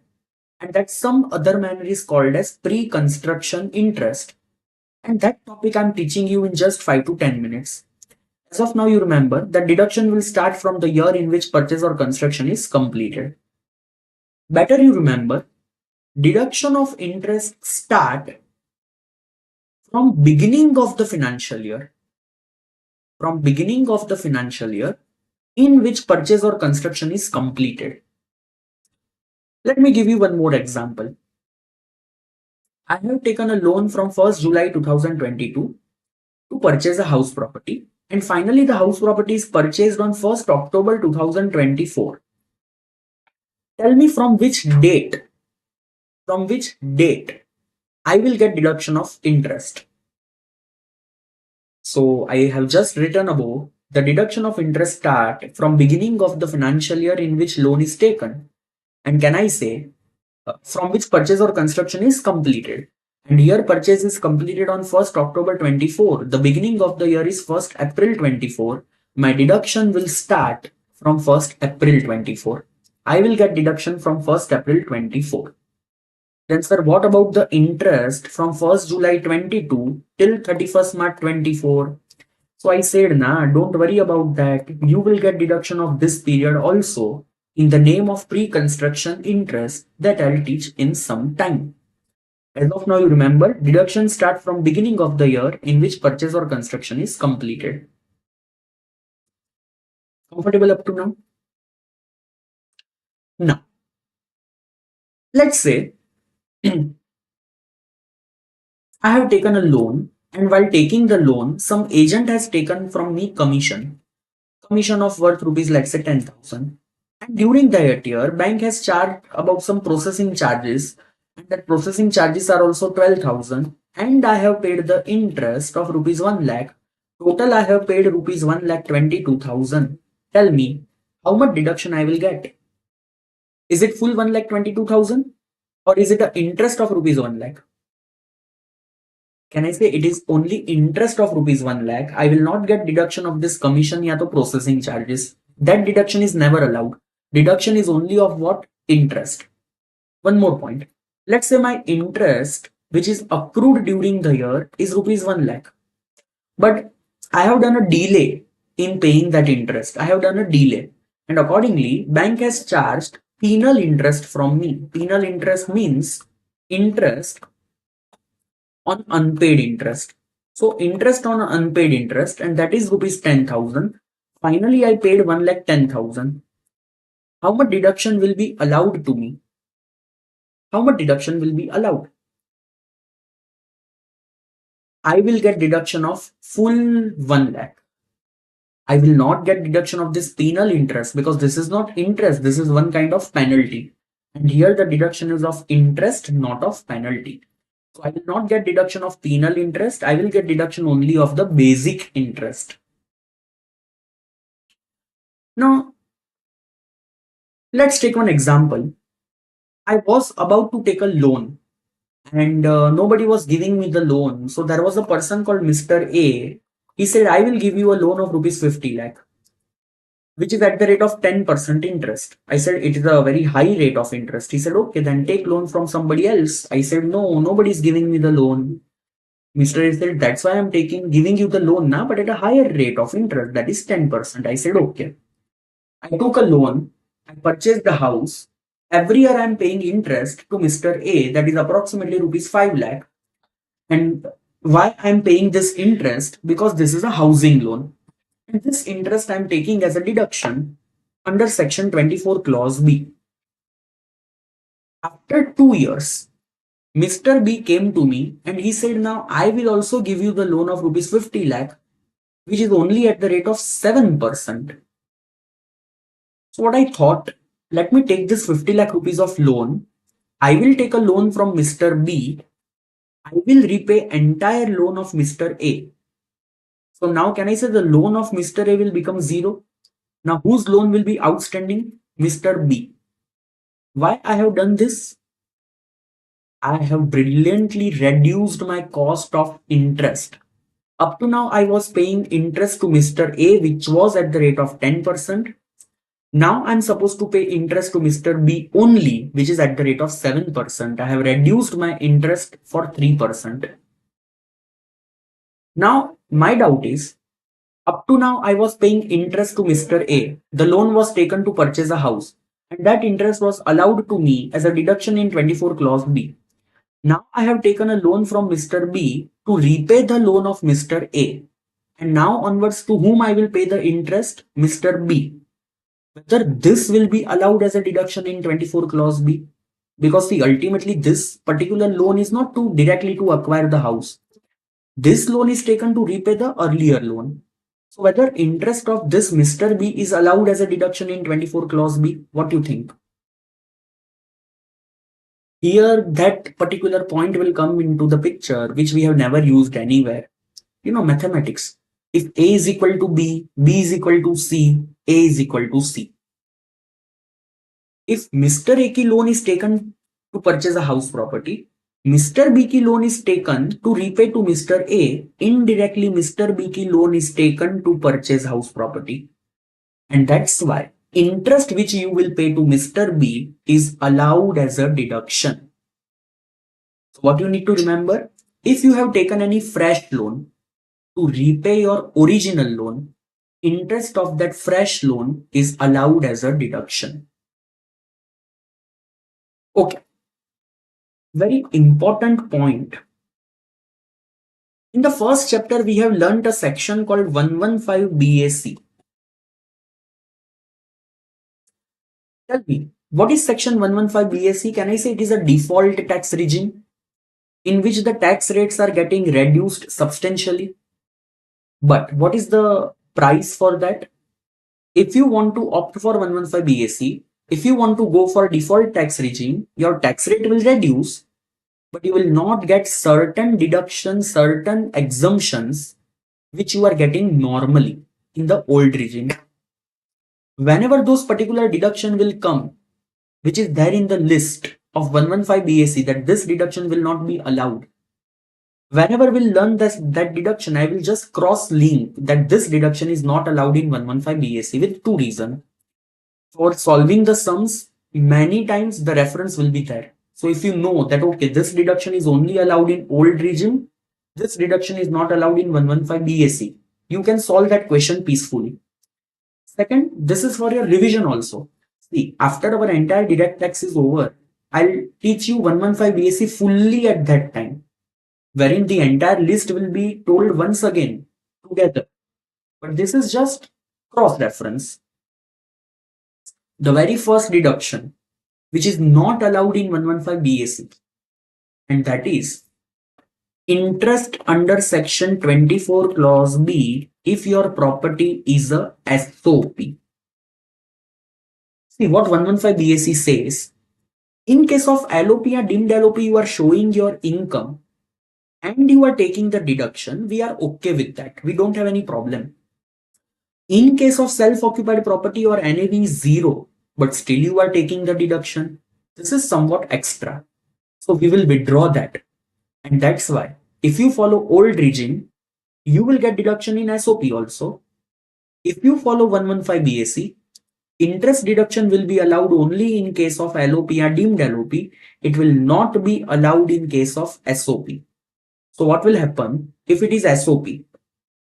If it is old regime, NAV will be 0, but there will be something called as 24 clause B ka deduction, either 30,000 or rupees 2 lakh, and there will be something called as loss, either 30,000 or rupees 2 lakh. But if it is 115 BAC, the NAV will be 0, even the interest deduction will also be 0, ultimate income from house property will be 0. So 115 BAC, everything will be 0 so far as SOP is concerned. Are you understanding this? So if in the question it is written that assume that the person has followed default tax regime, and if the property is SOP, you will assume everything as 0. But if it is shifted out of default regime, that is old regime, deduction is available. One last point. You will understand a concept called TDS. While we'll do the chapter called PGBP, I'll explain this concept. Again, I'll explain when we are doing IFOS. And finally, we'll explain fully when we are doing TDS chapter. As of now, you remember what is TDS in a very layman sense. If I'm supposed to pay you let's say 5 lakh rupees of interest. Then government will tell me that I'm not supposed to pay you fully 5 lakh. I will pay you, let's say, only 4 lakh 50,000. 10% TDS I have to deduct. That is 50,000. And that much TDS is directly to be deposited to the government. Why to do so?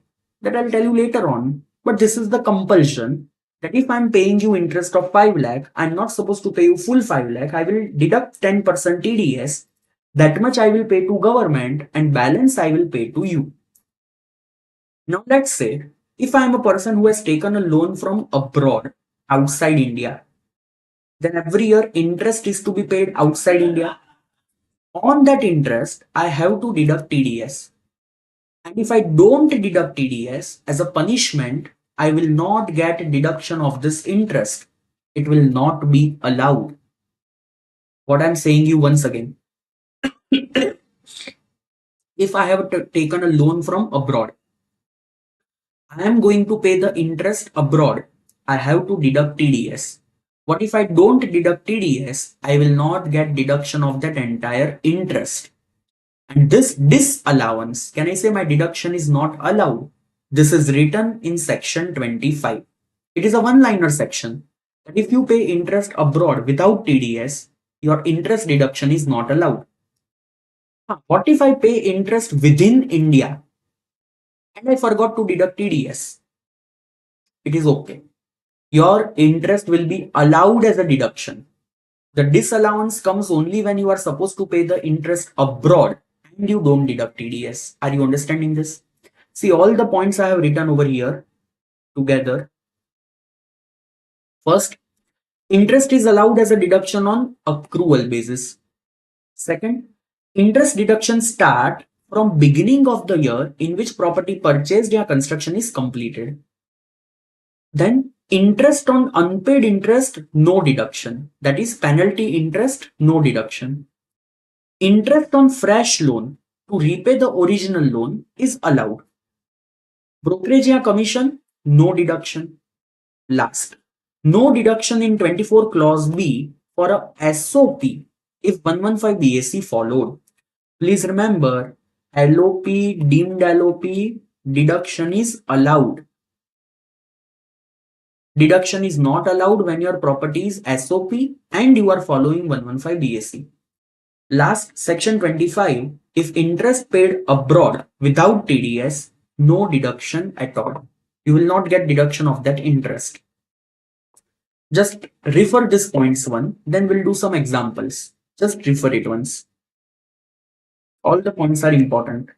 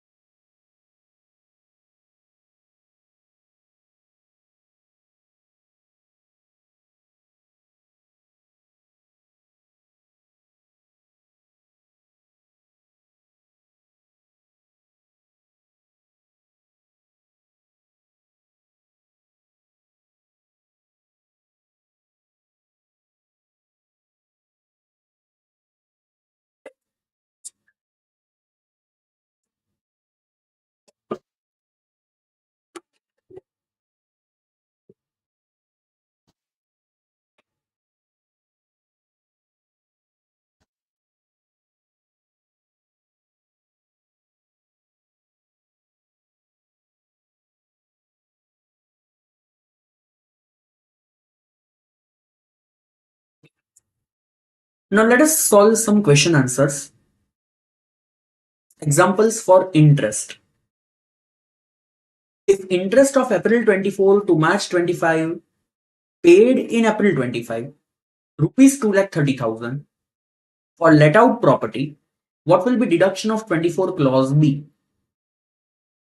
First of all, interest is of 24-25, means accrued is 24-25, but can I say it is totally paid in the next year? But still, interest deduction is allowed on accrual basis, so we will get the deduction. Tell me how much deduction we'll get?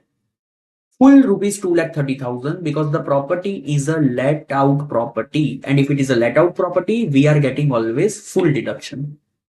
Even though old regime, even though 115 BAC. Achha, interest of 70,000 payable, but it's okay. We get the deduction on accrual basis. For 24-25, taken for the repairs of a self-occupied property, what will be the deduction? Can we say if it is a self-occupied property and the loan is taken for repair, the deduction will be restricted to rupees 30,000. Tell me, if the person is following 115 BAC, default tax regime, then what will happen? Can I say deduction will become zero? Because in that case, for SOP, deduction is not allowed. Achha, what if the same example is of LOP? What will be the deduction? Can I say in case of LOP, there is no such limit. So full 70,000 will be allowed as a deduction. And what if 115 BAC followed? Then also 70,000 will be allowed as a deduction because it don't restrict LOP and deemed LOP. Last, loan taken on 1st May 2000. Property purchased on 30th June 2005. Interest paid for the year 24-25 for SOP rupees 3 lakh. What will be the deduction? Tell me the amount of deduction over here. Let's assume this is an old regime because it is 115 BAC, so it will be 0 because the property is a SOP. Now understand the property is SOP. The loan is taken to purchase the house. Two conditions needs to be fulfilled for a deduction of rupees 2 lakh. Purchase or construction to be completed on or after 1st April 1999. And second, it should be completed within 5 years from end of the year in which loan is taken. The loan is taken on 1st May 2000. End of the financial year is 31st March 2001 plus 5 years, 31st March 2006. And before 31st March 2006, property is purchased. So the limit of rupees 2 lakh will be applicable and hence deduction of rupees 2 lakh. Please understand that 5 years ka limit is not applicable from the date of loan. It is applicable from the end of the year in which loan is taken. Okay. Obviously, if it is 115 BAC, the deduction will be 0. If it would have been a let out property, I would have got full 3 lakh rupees as a deduction. Now, based on this, let us understand illustration number 4, illustration number 5. Now, these are that big kind of example which can be asked in the examination, wherein all the things will get merged from GAV till interest on borrowed capital. Everything will be merged in one particular example. This is the full-fledged example. Going to illustration number 4.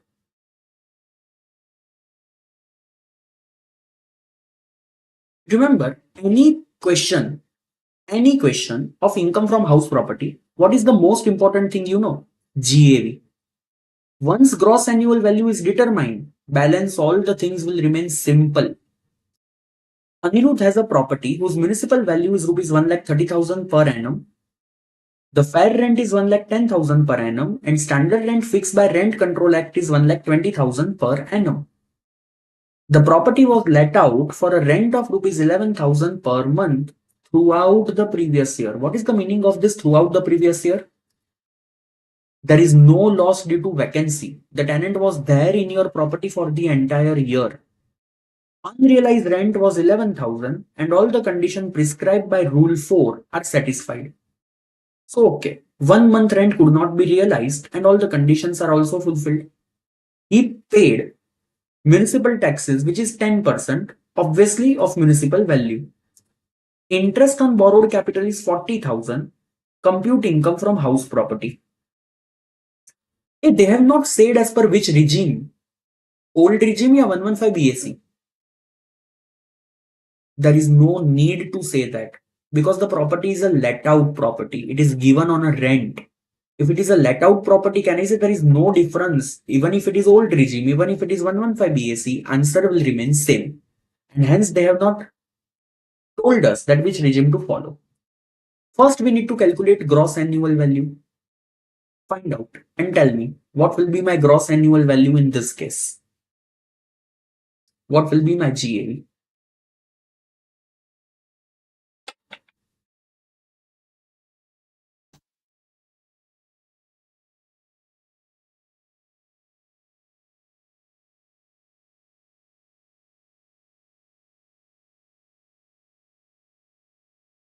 First, I have to find out expected rent. Municipal rent or fair rent, whichever is higher, that amount of standard rent, whichever is lower, that comes to 1,20,000. Then I have to see what is my actual rent. Can I say actual rent is 11,000 per month? So for the full year, it will be 1,32,000. But can I say unrealized rent is to be reduced from actual rent? So we have to reduce 11,000. It will become 1,21,000. So my actual rent is 1,21,000. Whichever is higher will become GAV. That is 1,21,000. My GAV will be 1,21,000. Are you understanding this? Now the question is too simple. He paid municipal taxes 10% of municipal value. Municipal value is 1,30,000. So 10% will comes to 13,000. So I will reduce municipal taxes of 13,000. My net annual value will become 1,08,000. From that, deduction under section 24. Clause A, 30% of NAV, 32,400. 1,08,000 into 30%. Clause B, interest on borrowed capital. Can I say in case of let out property, there is no limit. Whatever is the interest, you can deduct fully. So 40,000 will be deducted fully. Balance will be 35,600. That will be income from house property. As of now, see, the structure is fixed. So presentation is also fixed. But in any of the chapter, don't focus on presentation first. In each and every chapter, I will tell you how to present that answer, but at the end, up to then you have to just focus on the content, on the answer. Presentation will discuss later on. As of now, are you understanding this answer, yes or no? Okay, just solve it once again on your own and just determine final income from house property. Just do it on Kelsey quickly and tell me whether you are getting the answer or not.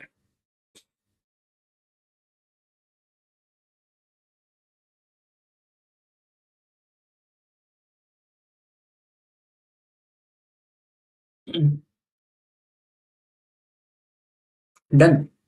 Okay. Now moving toward the very next illustration, but a better one. Illustration number 5. Ganesh has a property whose municipal value is 2,50,000 per annum. Fair rent is 2 lakh per annum. Standard rent fixed by Rent Control Act is 2,10,000 per annum. The property was let out for a rent of 20,000 per month. So this is a let out property. However, tenant vacated the property on 31st January 2025. What is the meaning thereof? Property is rented for 10 months and it is vacated for balance 2 months. There is a loss of vacancy 2 months. Acha, unrealized rent is 20,000 and all the condition of rule 4 are satisfied. It is a very similar kind of example which I gave you for that solving purpose. Two things are merged. 2 months ka loss due to vacancy is also there. 1 month ka unrealized rent is also there.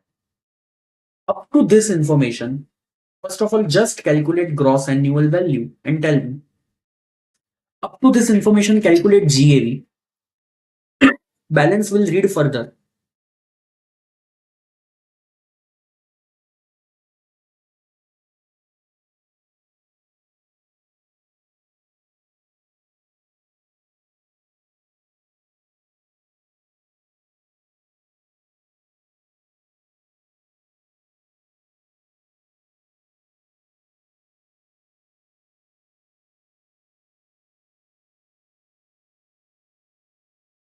Okay, so first of all, what we need to calculate over here? Expected rent. Can I say what is the expected rent? Municipal value or fair rent, whichever is higher, that amount of standard rent, whichever is lower, that comes to 2,10,000. So my expected rent is 2,10,000. Acha, actual rent. How much month ka actual rent we are supposed to take?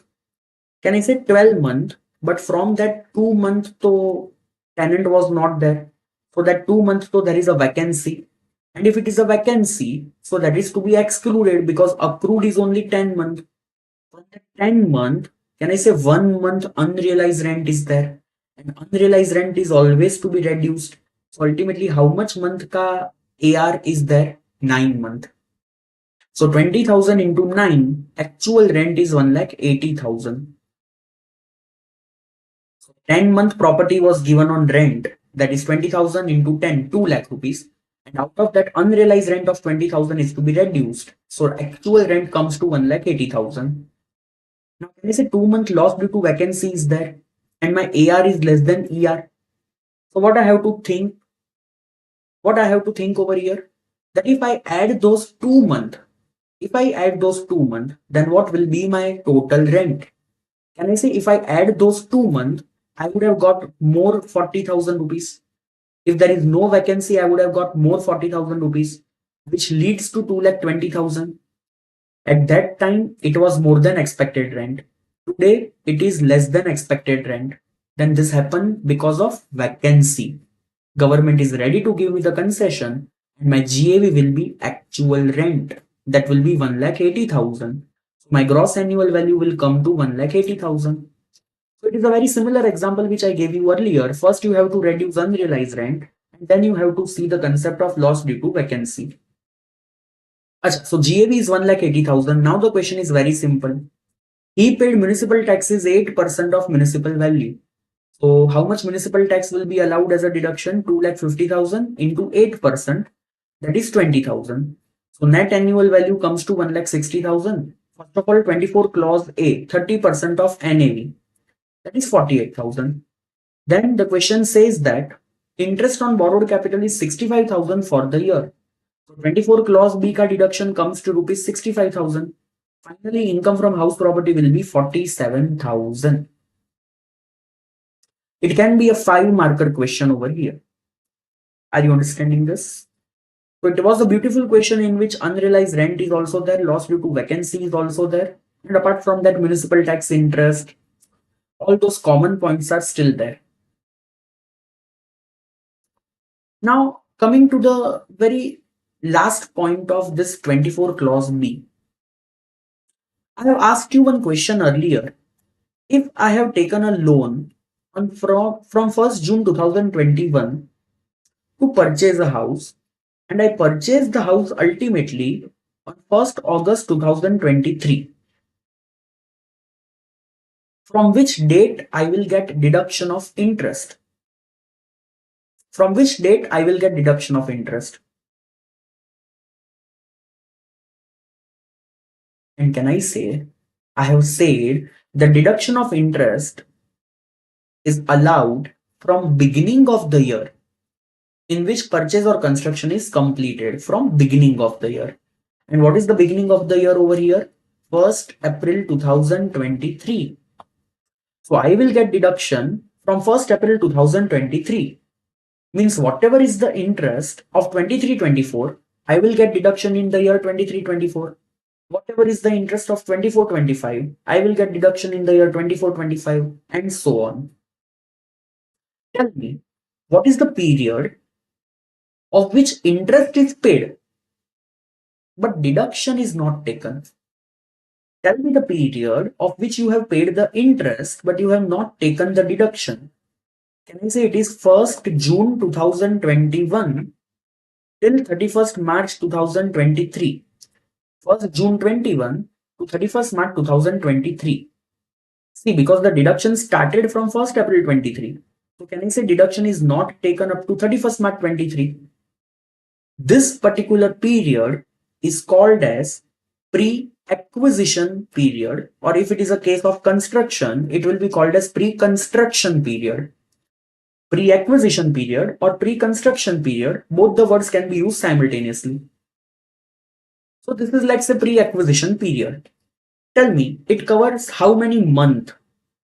How many months it covers? Can I say 10 month of 21-22 and 12 month of 22-23? So basically it covers total 22 month. 22 month. Let's say my loan is rupees 10 lakh, 20 lakh at the rate of 8%, and let us assume no principal is repaid. What will be the total interest of this 22 month that I have paid but I have not claimed any deduction? How much will be the total interest of this 22 months if the loan is of 20 lakh at the rate of 8%? So can I say the simple formula which can use 20 lakh into 8%, it is per annum. So into 22 divided by 12. Obviously. So what will be my interest over here? It will be 20 lakh into 8% into 22 divided by 12, which comes to 2,93,333. This interest is called as pre-acquisition interest. And if it is a case of construction, it is called as pre-construction interest. What to do with this? It is like a preliminary expense. You know, in business, what we do, current year ka expense we deduct in current year. But if it is any expense which we have done prior to starting the business, we call it preliminary expense. And we don't generally write off in 1 year. We take a deduction over 5 years. We debit to the P&L over a tenure of 5 years. Here it will happen in the same manner. This is kind of a preliminary expense. The name is pre-acquisition or pre-construction interest. This is allowed as a deduction over a tenure of 5 years. 5 years from what? 5 years from the year in which acquisition or construction is completed. In my example, my deduction will start from which financial year? 23-24, because my normal construction or acquisition is completed from which year? 23-24. So what will happen in 23-24? There will be something called as current year ka interest. That year ka interest, 20 lakh into 8% comes to 1,60,000. I will get this interest as a deduction for sure.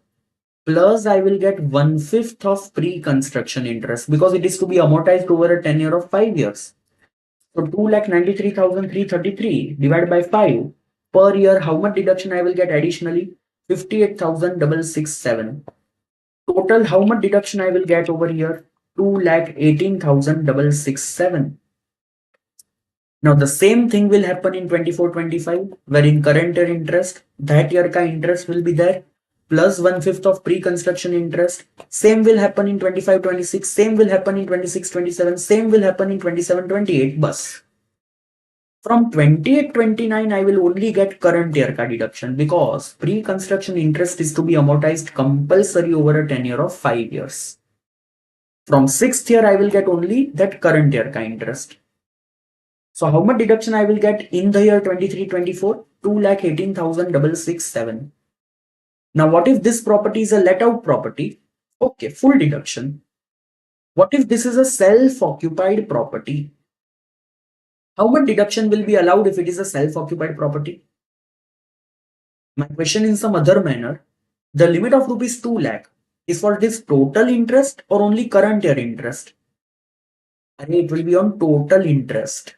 In total interest, the limit of 2 lakh will be applied. So in spite of 2,18,667, I will get deduction of rupees 2 lakh. Are you understanding what I'm trying to say? See, let me give you one more example, and in that example, you tell me what will happen.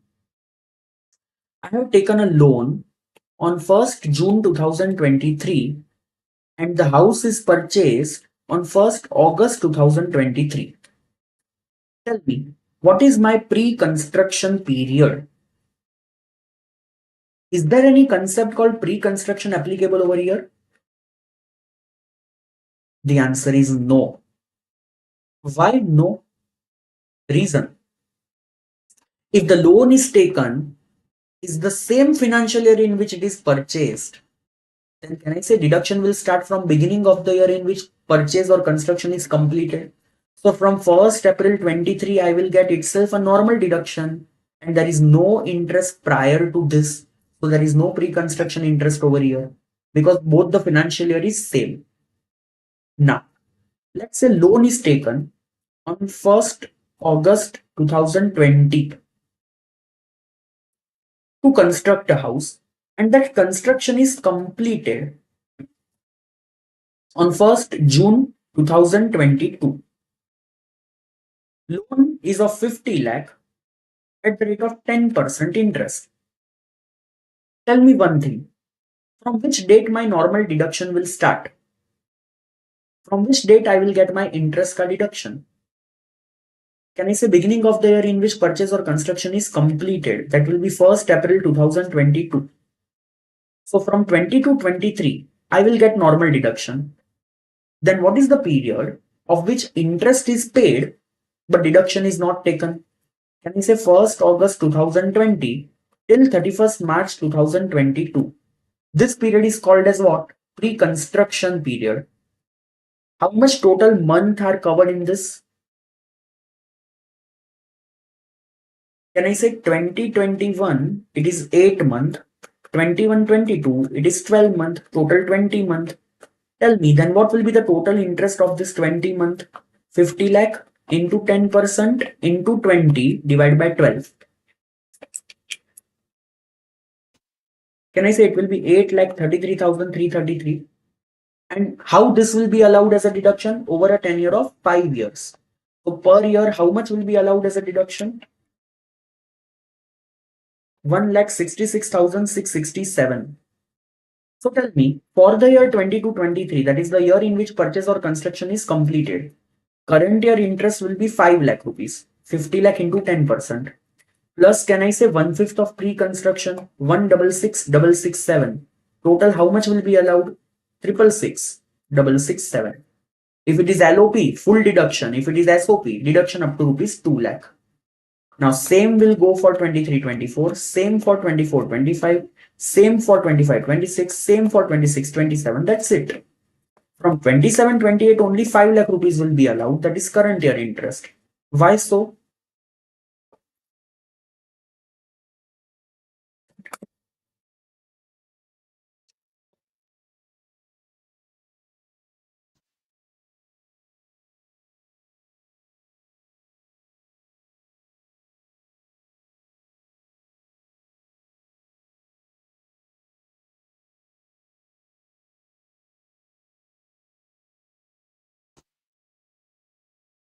Just a second, guys. There is some technical glitch over here.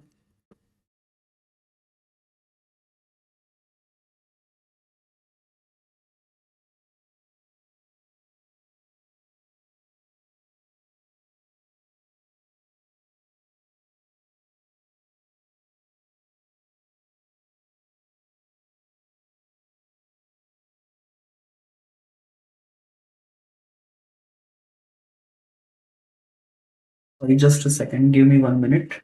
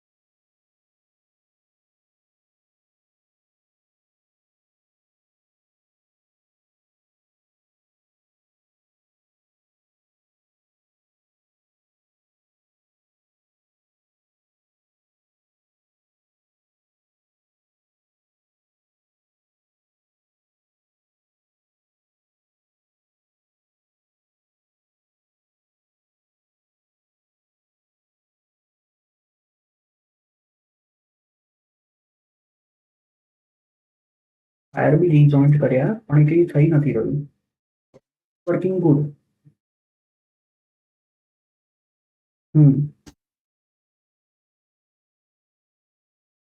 અને એક minute દીપક ભાઈ भी surname पर ले लो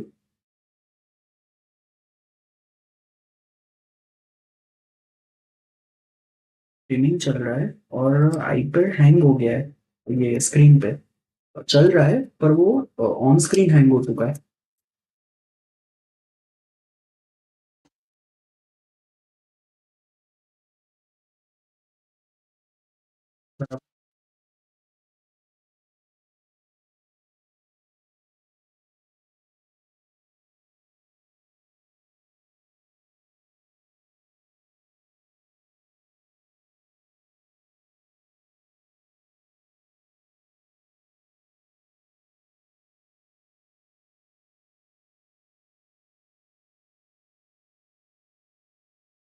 नहीं हो ना आपकी number 1374 1374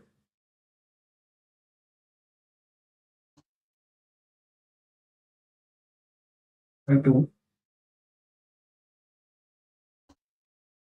52 887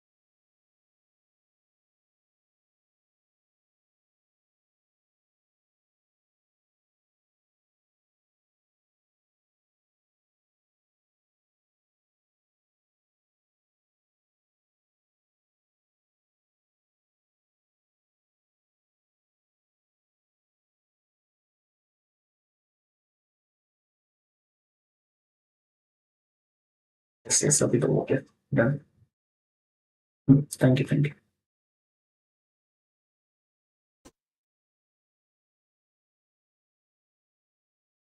Okay guys, so sorry for this technical glitch. Now it is working. Let us start once again.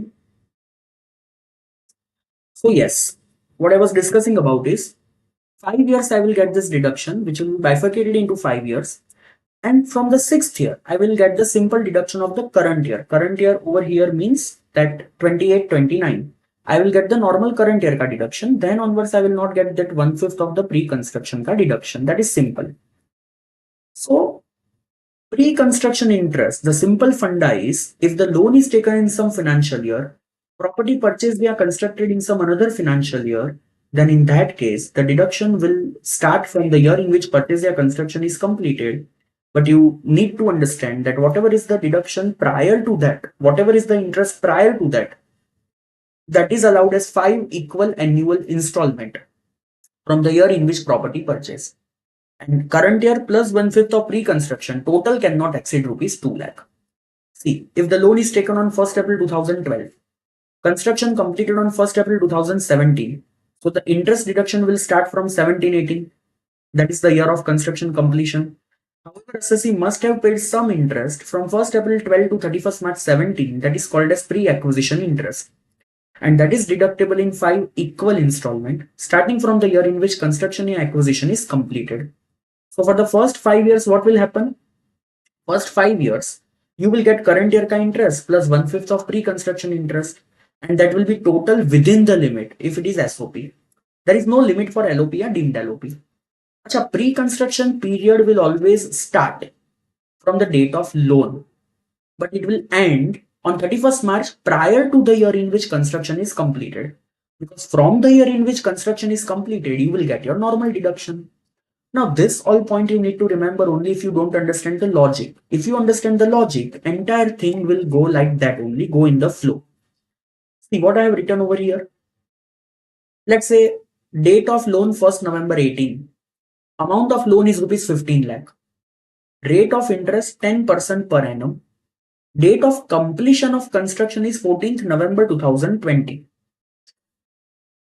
Now, can I say that my construction is done in 2021? Loan is taken in 1819. Both this financial year are separate. And hence there will be a concept called pre-construction interest. So my deduction will start from which date? My deduction will start from 1st April 2020. So what is the period of which interest is paid but deduction is not taken? Can I say 1st November 18 till 31st March 2020? Can I say this is total how many month? So this is basically 18-19 ka 5 month plus 19-20 ka 12 month. Total comes to 17 month. So what will be the interest of this 17 month? 15 lakh into 10% into 17 divided by 12. So what will be the total interest? The total interest will come to 2,12,500. And this will be allowed as a deduction in how many years? 5 years. So per year I will get 42,500 ka deduction. Randomly I have asked over here to calculate interest of 6 years. 6 years from what? The year of completion, that is 2021. So can I say in the year 2021, first there will be current year ka interest. Interest of that year.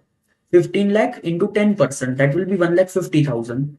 Plus this 42,500 will be added. Total I will get 192,500. Same will happen for first 5 years. From the 6th year, I will get only current year ka interest, that is 1,50,000. Then I will not get pre-construction interest. Are you understanding this? To better understand this, I have made extra question number 2 so that you understand this concept thoroughly. Extra question number 2.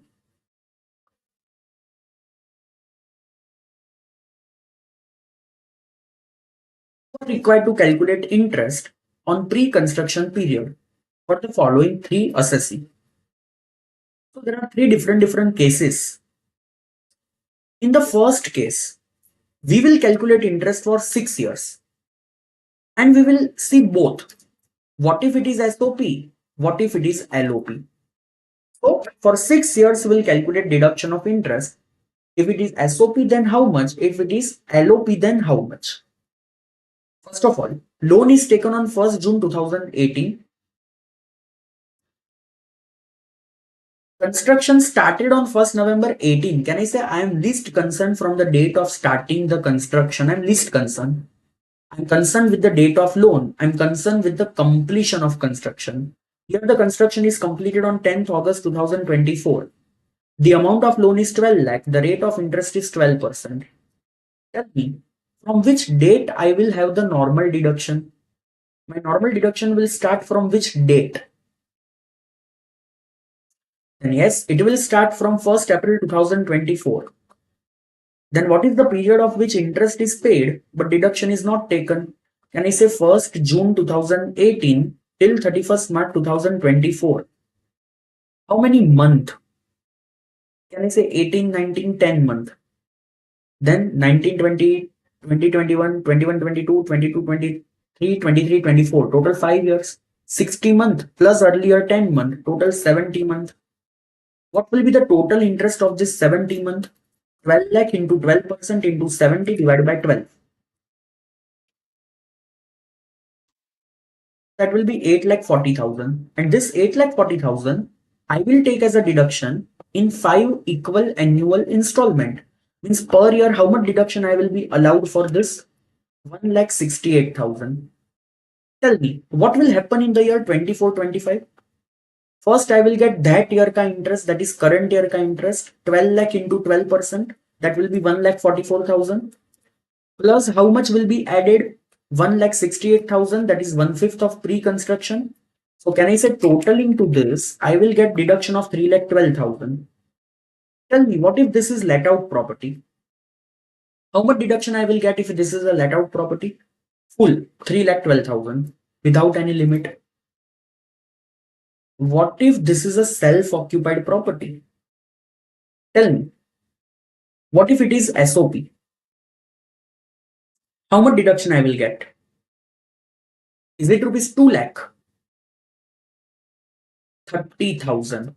I will get a deduction of 30,000. Why? Why I will get a deduction of 30,000?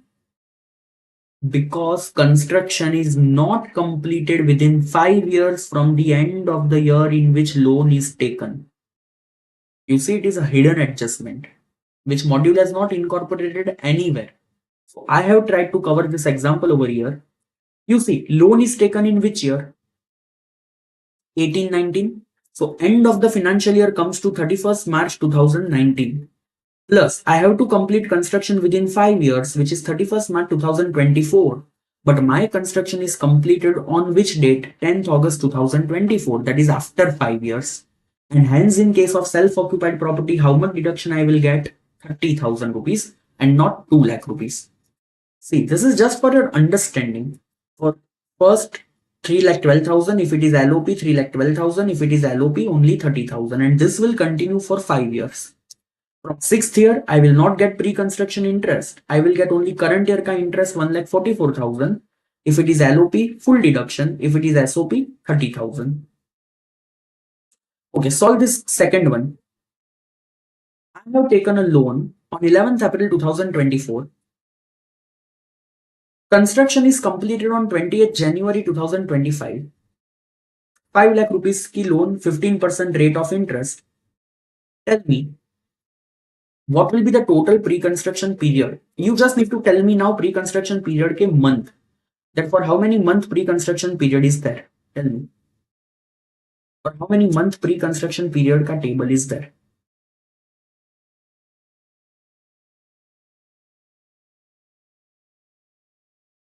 There is no pre-construction period because the financial year in which loan is taken is the same financial year in which construction or purchase is completed. And hence there is no pre-construction period over here. Whatever is the interest, it will be fully allowed from the first year itself. Are you understanding this? Last, 15th October 2020, I have taken a loan. Construction is completed on 20th July 2024. Tell me, my normal deduction will start from which date? Can I say both the financial year is separate? So pre-construction period is there. Normal deduction will start from which date? 1st April 2024. So how much month ke periods? How much month ke interest I have paid, but deduction is not taken? Can I say 15th October 2020 till 31st March 2024? So totaling to 31.5, 41.5 month. That is the total pre-construction period. And of that interest will be calculated and it will be divided into 5 years. That is how this pre-construction period ka interest is to be calculated. Now let me tell you one simple thing. By listening of which you will feel happy. ICAI generally don't tell you to calculate pre-construction interest. It will directly give you total pre-construction interest amount. You are just supposed to bifurcate into 5 years. That's it. You are just supposed to bifurcate the given interest into 5 years. And you need to amortize. That's it. Then sir, why you wasted this much time? I have not wasted. Huh? This entire recipe is given in ICI module. So what if they can ask you? They can ask you by giving the dates that find out pre-construction interest. Then what you will do? So we have understood the worst, so that we can manage even the worst case. Now let us, based on this, understand illustration number 6.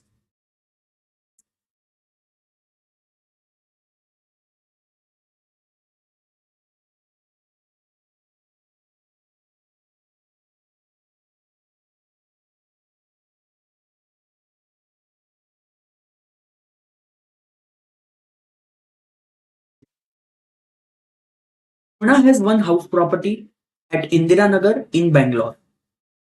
She stays with her family in the house.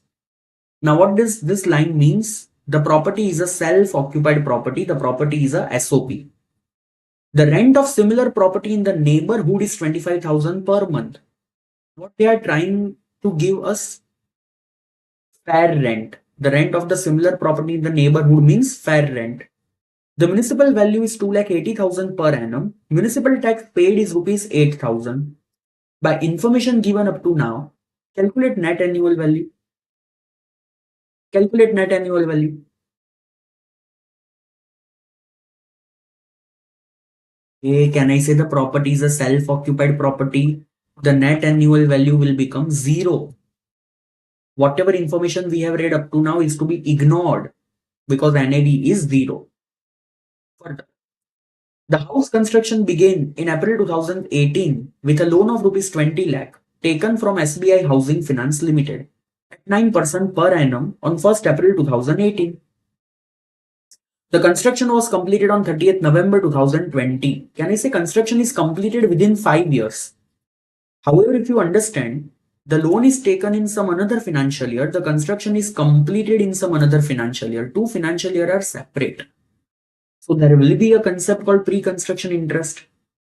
The accumulated interest up to 31st March 2020 is rupees 3,60,000. See what they have directly given. Pre-construction interest. They have directly calculated and given us with that 3,60,000. And what we are supposed to do? Amortize over 5 years. So if 3,60,000 is the total pre-construction interest, how much deduction will be available per year? Can I say it will be available 72,000. This is pre-construction interest which will be allowed every year from 2021.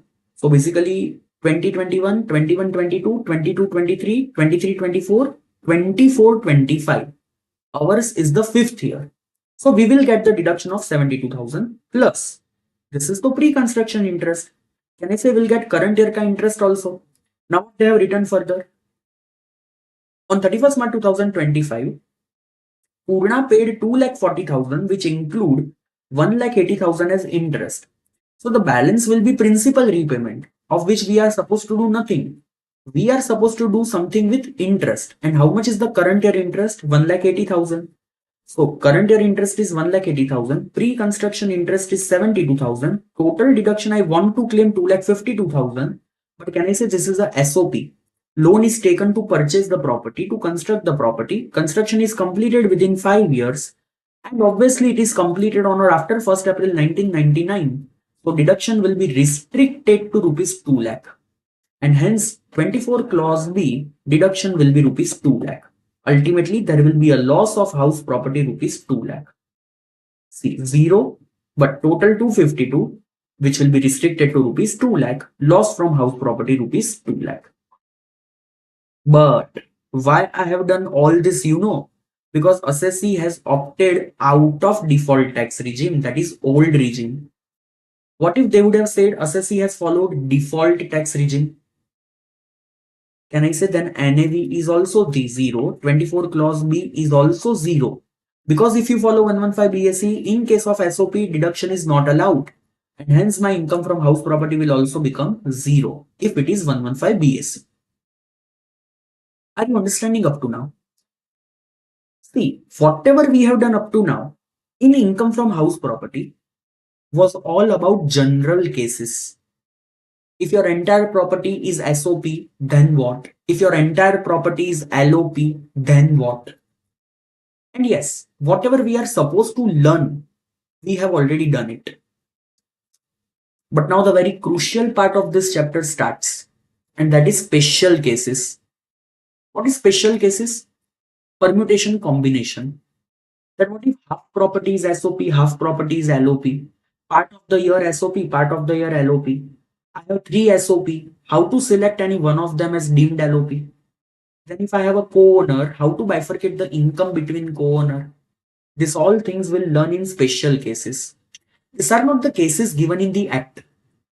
For simplicity purpose, I have created these cases within my notes so that you can understand each and everything perfectly. We are supposed to do nothing different. We are just supposed to implement the same thing which we have learned up to now. I'm starting special cases, but before that, first of all, let us recall whatever we have done up to this particular point. I'm beginning with that structure. What is the structure of calculation? Gross annual value minus municipal tax paid by owner during the previous year, net annual value minus deduction under section 24 clause A 30% of NAV, clause B interest on borrowed capital. I will get income from house property. How to calculate gross annual value? Municipal rent or fair rent, whichever is higher. That amount or standard rent, whichever is lower, that is called as expected rent. Expected rent or actual rent, whichever is higher. Acha, but if it is unrealized rent is given, it is to be reduced from actual rent. If loss due to vacancy is there, but my AR is more than ER, AR will become GAV. If my AR is less than ER, I have to see what if there would have been no vacancy. If that time my rent was more than ER, now it is less than ER, it is because of vacancy, I will get the benefit. GAV will be actual rent. But if after adding the vacancy loss also, it is less than ER, today also it is less than ER, no benefit will be given. Whichever is higher, expected rent will become your GAV. If it is a self-occupied property, GAV will be 0. If it is a deemed let-out property, expected rent will become your GAV. From this GAV, what will deduct? Municipal tax paid by owner during the previous year. If it is given as a percentage, it is of municipal value. If it is not paid, no deduction. If paid by tenant, no deduction. If paid outside India, full deduction. SOP, no deduction. Deemed LOP, deduction available. 24 clause A, 30% of NAV, it will be 0 if your NAV is 0. In two cases, your NAV is 0. First, if it is a self-occupied property. Second, if you are a builder, building is stock in up to 2 years from end of the year in which certificate of completion is received. Then 24 clause B, interest on borrowed capital. For LOP or deemed LOP, either repair renovation or purchase construction, you will get full deduction without any limit. If it is a SOP, repair renovation 30,000, purchase or construction, two conditions fulfilled, 2 lakh, otherwise 30,000. First condition, purchase or construction should be completed on or after 1st April 1999. Second condition, purchase or construction to be completed within 5 years from end of year in which loan is taken. If the loan is taken in some another financial year, construction has been completed in some another financial year, deduction will start from that second year. Then whatever is the interest paid before that is called as pre-construction interest, and that is allowed as a deduction over a tenure of 5 years. Interest deduction is allowed on accrual basis. If it is SOP, deduction of rupees 2 lakh is per owner, not per house property. Interest on unpaid interest on interest, that is penal interest, is not allowed as a deduction. If you are taking any fresh loan to repay your original loan, you will get full deduction. Commission or brokerage, no deduction is allowed. Then what we saw, if you pay interest abroad without TDS, you will get no deduction at all. And then we saw, if you follow 115 BAC, in case of SOP, you will not get any kind of deduction. Up to which, how much section numbers we have understood? Section 22, basis of charge. Section 23, determination of gross annual value. Section 24, that is all about deduction. 24 clause A, 30%. 24 clause B, interest on borrowed capital. One-liner section, section 25. If you pay interest abroad without TDS, you will not get any deduction.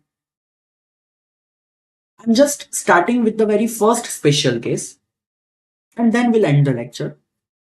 Because the first special case is a very smaller one, it is a theoretical case. Let's take one example. There is a person, Mr. A.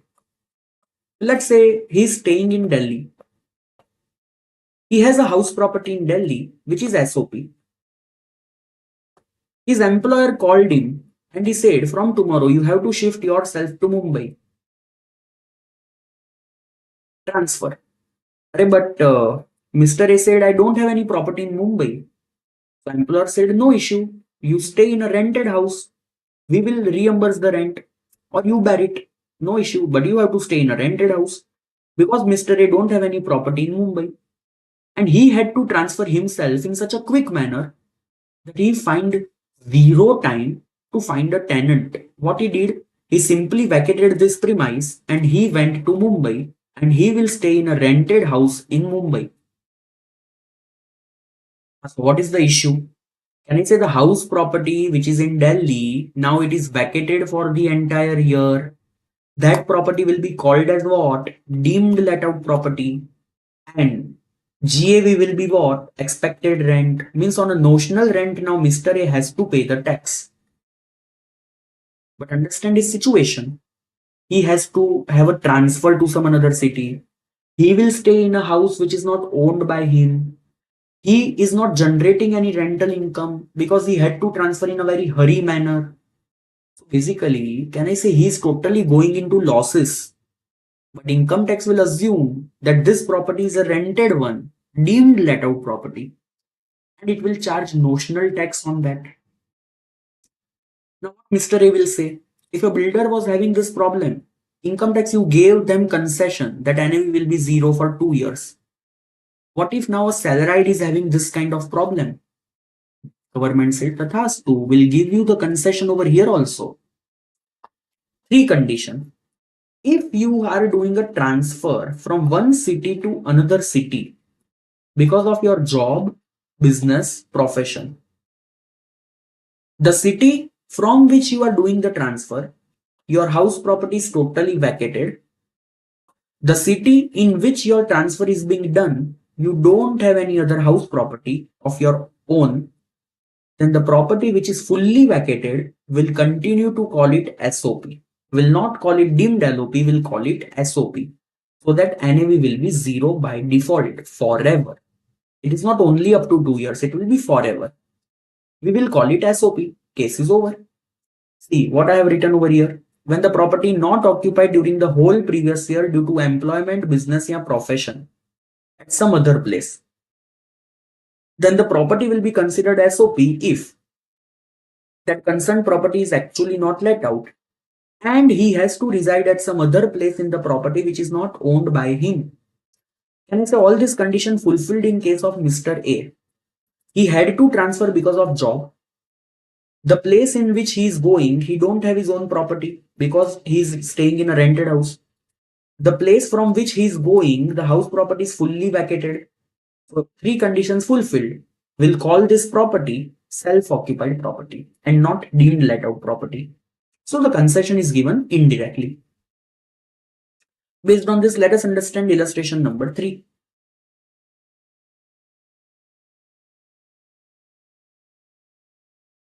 Please understand, so many examples we have done today. What is your ethical duty? Whatever example we have done today, you will redo it today itself on your own. So that if any confusion is there, you can tell me tomorrow. Illustration number 3. Mr. Manas owns two house property, one at Bombay, wherein his family resides, and the other is in Delhi, which is unoccupied. Now, why it is unoccupied? Because he lives in Chandigarh for his employment purpose in a rented house. Can I say because of job he had to transfer from Delhi to Chandigarh? In Chandigarh he is staying in a rented house and the house of Delhi is unoccupied. So that Delhi ka house will also be called as what? SOP. So he has now two property. One in which family reside. That one in which family reside, Bombay wali property is also SOP. And the second one, Delhi wali property is also SOP. Both the properties are called as SOP. Can a person have two SOP? Yes, obviously yes. So can I say this property ka NAV will be 0. Even this property ka NAV will also be 0. But if you read the last line, he is opting out of default tax regime. That means he can claim 24 clause B ka deduction. Now let us read the question further. For acquisition of the house property at Bombay, he has taken a loan of 30 lakh at the rate of 10% on 1st April 23. Last year, he has taken a loan 30 lakh at the rate of 10%. So what will be the interest for the year 24-25? Can I say 30 lakh into 10%? 3 lakh. But this is the SOP and the loan is taken for purchase. If all the conditions are fulfilled, how much is the maximum deduction this person will get? 2 lakh rupees. So here the deduction will be rupees 2 lakh. Further, he has not repaid any amount so far. That's why I have done 30 lakh into 10%. In respect of house property at Delhi, he has taken a loan of 5 lakh at the rate of 11% on 1st October 23, again last year, towards repairs. So tell me, what will be the interest for current year 24-25? Can I say full 5 lakh into full 11%? Total 55,000. Array, but this is a SOP. Loan is taken for repairs. What is the maximum deduction you will get? 30,000. So here you will get 2 lakh rupees ka deduction. Here you will get 30,000 ka deduction. Can I say total losses will be 2 lakh? Because in case of SOP, the limit of rupees 2 lakh is per owner, not per house. So both the house combinedly, the deduction will be rupees 2 lakh. Are you understanding this? This point I have discussed earlier also. So that was our first special case. Whatever we have done, I already revised prior to special case, and that was a small one special case. What is your duty today? Whatever we have done up to now, we have done so many things. You will revise it today. You will do all the questions once again, and then you will come to tomorrow's lecture. Tomorrow's lecture will be on BB Virtual Preparation app that is not on YouTube Live. Thank you so much.